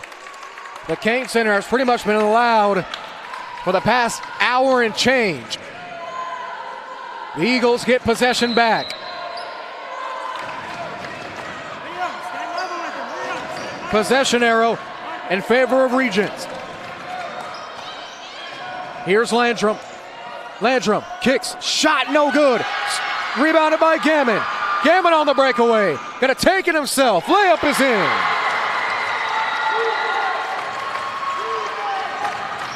ACPA's run is over. The first lead they've taken in the last 5 minutes of game time. Ball trouble.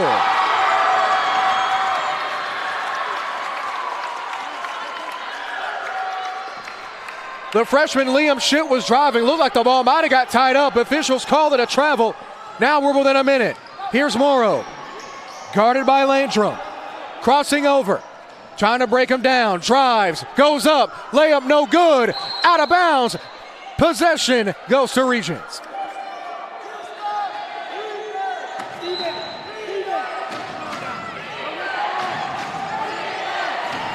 Here's Landrum. 45 seconds left to go. Crescenzo, the man who's brought him to this point, gets it to Ship. Jonah Ship, that is. Swing back over to Landrum. Timeout called by Regents.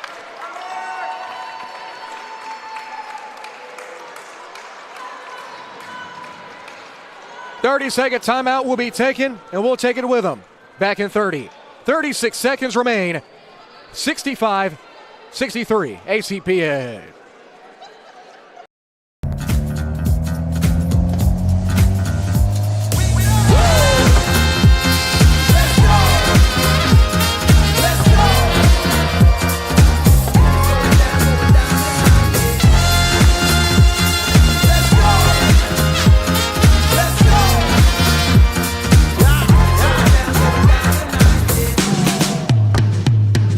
Give it everything at Pelche Kia and Tyler, where tough never quits.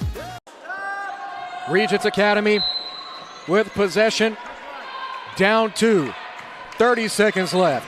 They have the arrow, and only one more foul to give the drive. And ACPA only has one more foul to give. Big foul there. Call is against Morrow, and that'll be his 5th.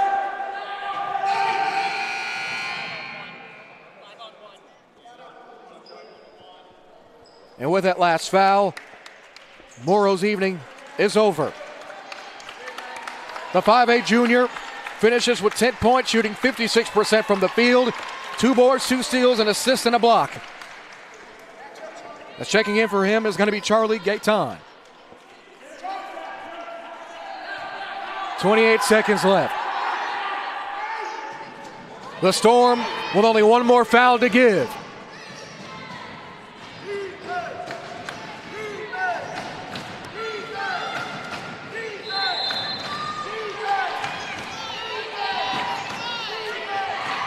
Stolen by Gammon. Gammon on the breakaway. Rebound and a hard hit there.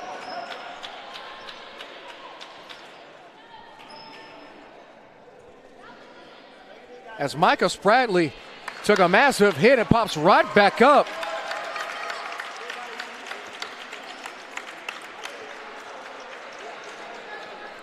Now with 24 seconds left,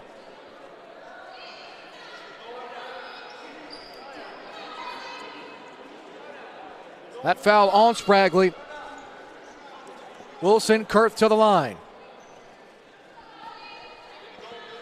Even one free throw here could go a long way.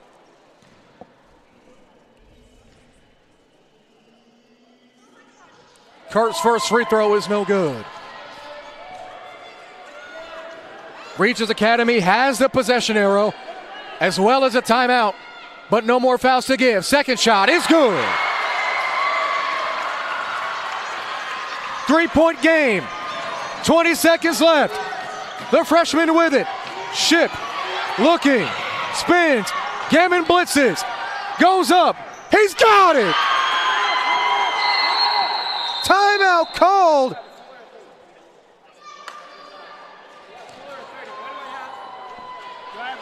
Timeout's going to get called by Regents Academy. That's their last one.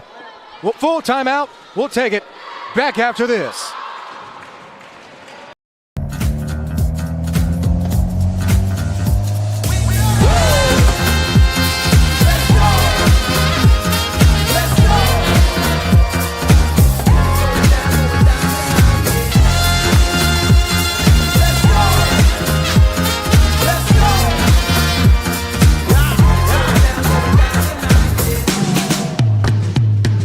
Give it everything at Pelshey and Tyler, where tough never quits.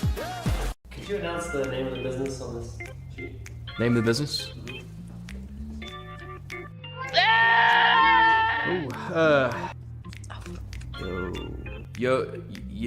Yosemite?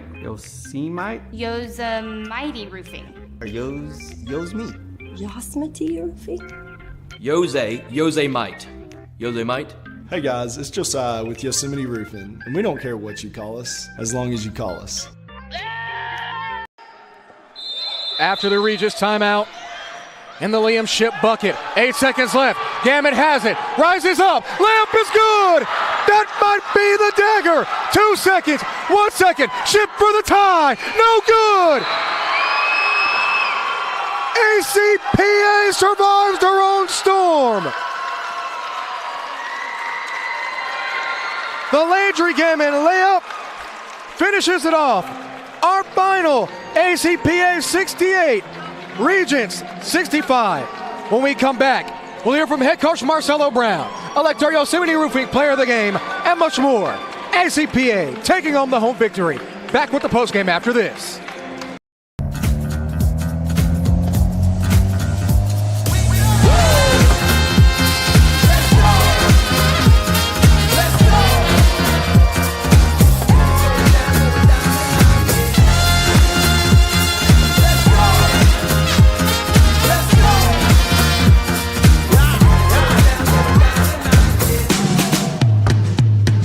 Give it everything at Pelshey and Tyler, where tough never quits.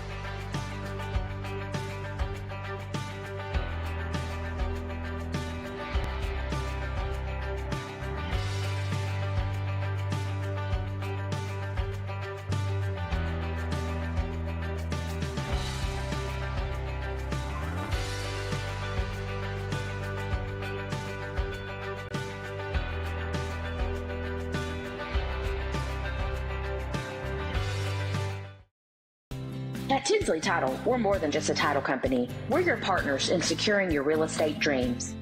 Right in the heart of downtown Athens, our dedicated team guides you through every step of the title process. When you've found your dream home and you're ready to take the next step, that's where we come in. We've helped countless in Henderson County and surrounding areas, and we treat every single one of them like family. Whether you're a seasoned investor or a first-time buyer, your trust is our commitment. We're Tinsley Title, your partner every step of the way.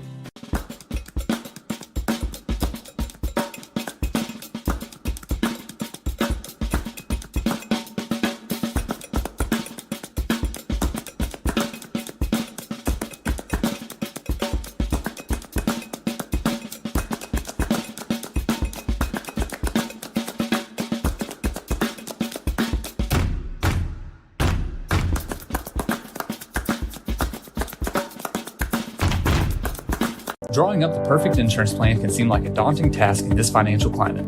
Tackle the task with Mike Munn State Farm Insurance. We have a triple threat of home, auto, and life insurance policies to fit any budget. You can even cover your furry friends with pet insurance. Call 903-561-4535 or visit MikeMunn.net to get started on a free quote. 903-561-4535 to get started on a free quote. Hello, I'm Mike Munn with Mike Munn State Farm, where I've been your local agent. Back post game here at the Cain Center of what is easily an ASN Classic. ACPA taking the win here at home to go 2-1 in district. Final score 68-65. And with us is our Yosemite Roofing goat of the game, the 6'3 senior forward. Wasn't any doubt it was Landry Gammon. Landry, let's go ahead and start things off simple. I asked you how many points you think you had. You responded 25. Well, I don't know about you, but I don't think you can count too well, son. How about this? 32 points, 8 rebounds, 7 assists, and 6 steals, and almost fouling out. What was it that kept you on the floor and helped you get that final bucket at the end of the game to put the final nail in the coffin? I mean, just the drive. Coming out of halftime, we were up a little bit, but going down, I just realized that I had to take over and kind of do my thing. Now, not only did you get it done in the points department, but 8 rebounds, 6 assists, 7 assists and 6 steals. In that first half, you had about 5 assists in a row, almost with the same 2 people on the same dump-offs. Did you go into this game saying, you know what, I want to disperse the ball a bit more, or is that just how things ended up? I mean, it's just how things are. Teammates are stepping up, doing big things, so it's good to be able to dish it off and get some points on the board. Now, you had them up by 21 at one point. They started marching back. What was that moment in the team huddle or during a timeout or even on the floor to where you got your team together and said, okay, we need to turn this thing back around? I mean, after only winning by a couple points last year, we realized that we needed to win this game, and just having that killer mentality kind of just coming in after the huddle just really brought us together. Landry Gammon, once again, our Yosemite Roofing goat of the game. 32 points, 8 boards, 7 assists, 6 points, side of fries and a milkshake. How about that? Fantastic job, Mr. Gammon. Thank you for your time. We'll continue our post-game coverage after this. We'll speak with ACPA head coach Marcelo Brown after this short break from the ASN family of platforms. This is high school basketball. Great game.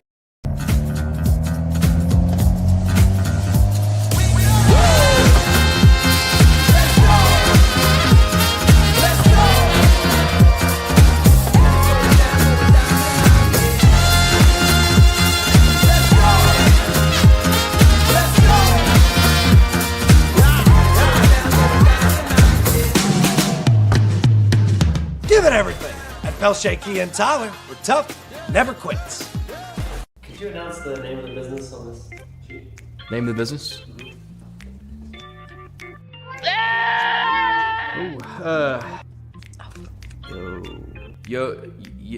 Yosemite? Yosemite Roofing. Or Yo's me. Yosemite Roofing? Yosemite. Yosemite? Hey guys, it's Josiah with Yosemite Roofing, and we don't care what you call us, as long as you call us.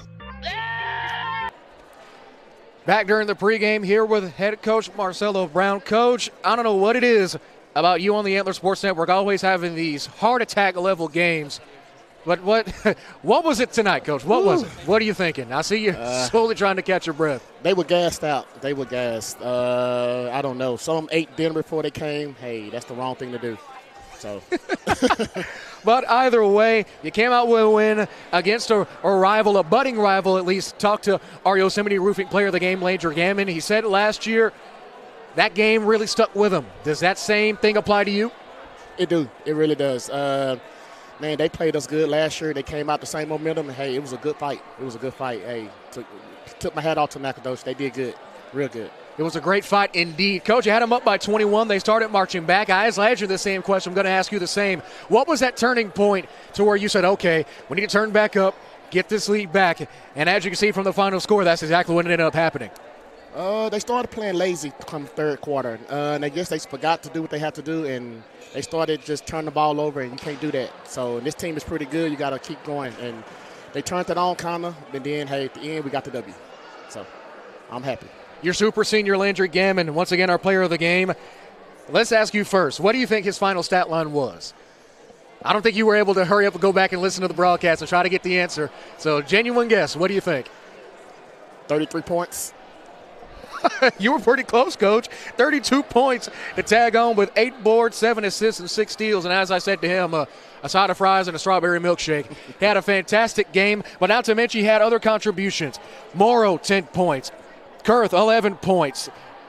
Nick Runty coming off the bench and getting that and one that was pretty much the final dagger. Yes. You had great contributions all around. Yes, they all work together at the end. Nick, he's an upcoming sophomore. Man, he plays his heart out, and, hey, he came through for us. Well, Coach, I'm going to try to get some heart attack medication to try to calm me down. I might share some with you after. Fantastic game. Any closing thoughts? No. I'm proud of my boys. So we're 2-1. Hey, I'm happy. Can't be happier than a win in the cold. So stay warm, Coach. Congratulations on a fantastic win. When we come back, we'll have a final look at the stats and wrap things up, put a bow on tonight. Back in 1 minute. High School Hoops continues after this.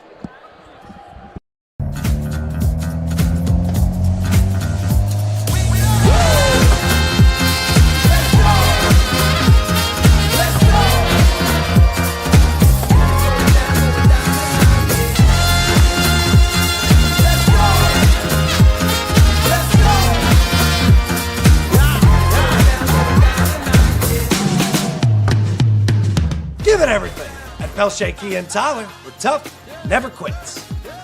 Could you announce the name of the business on this sheet? Name of the business?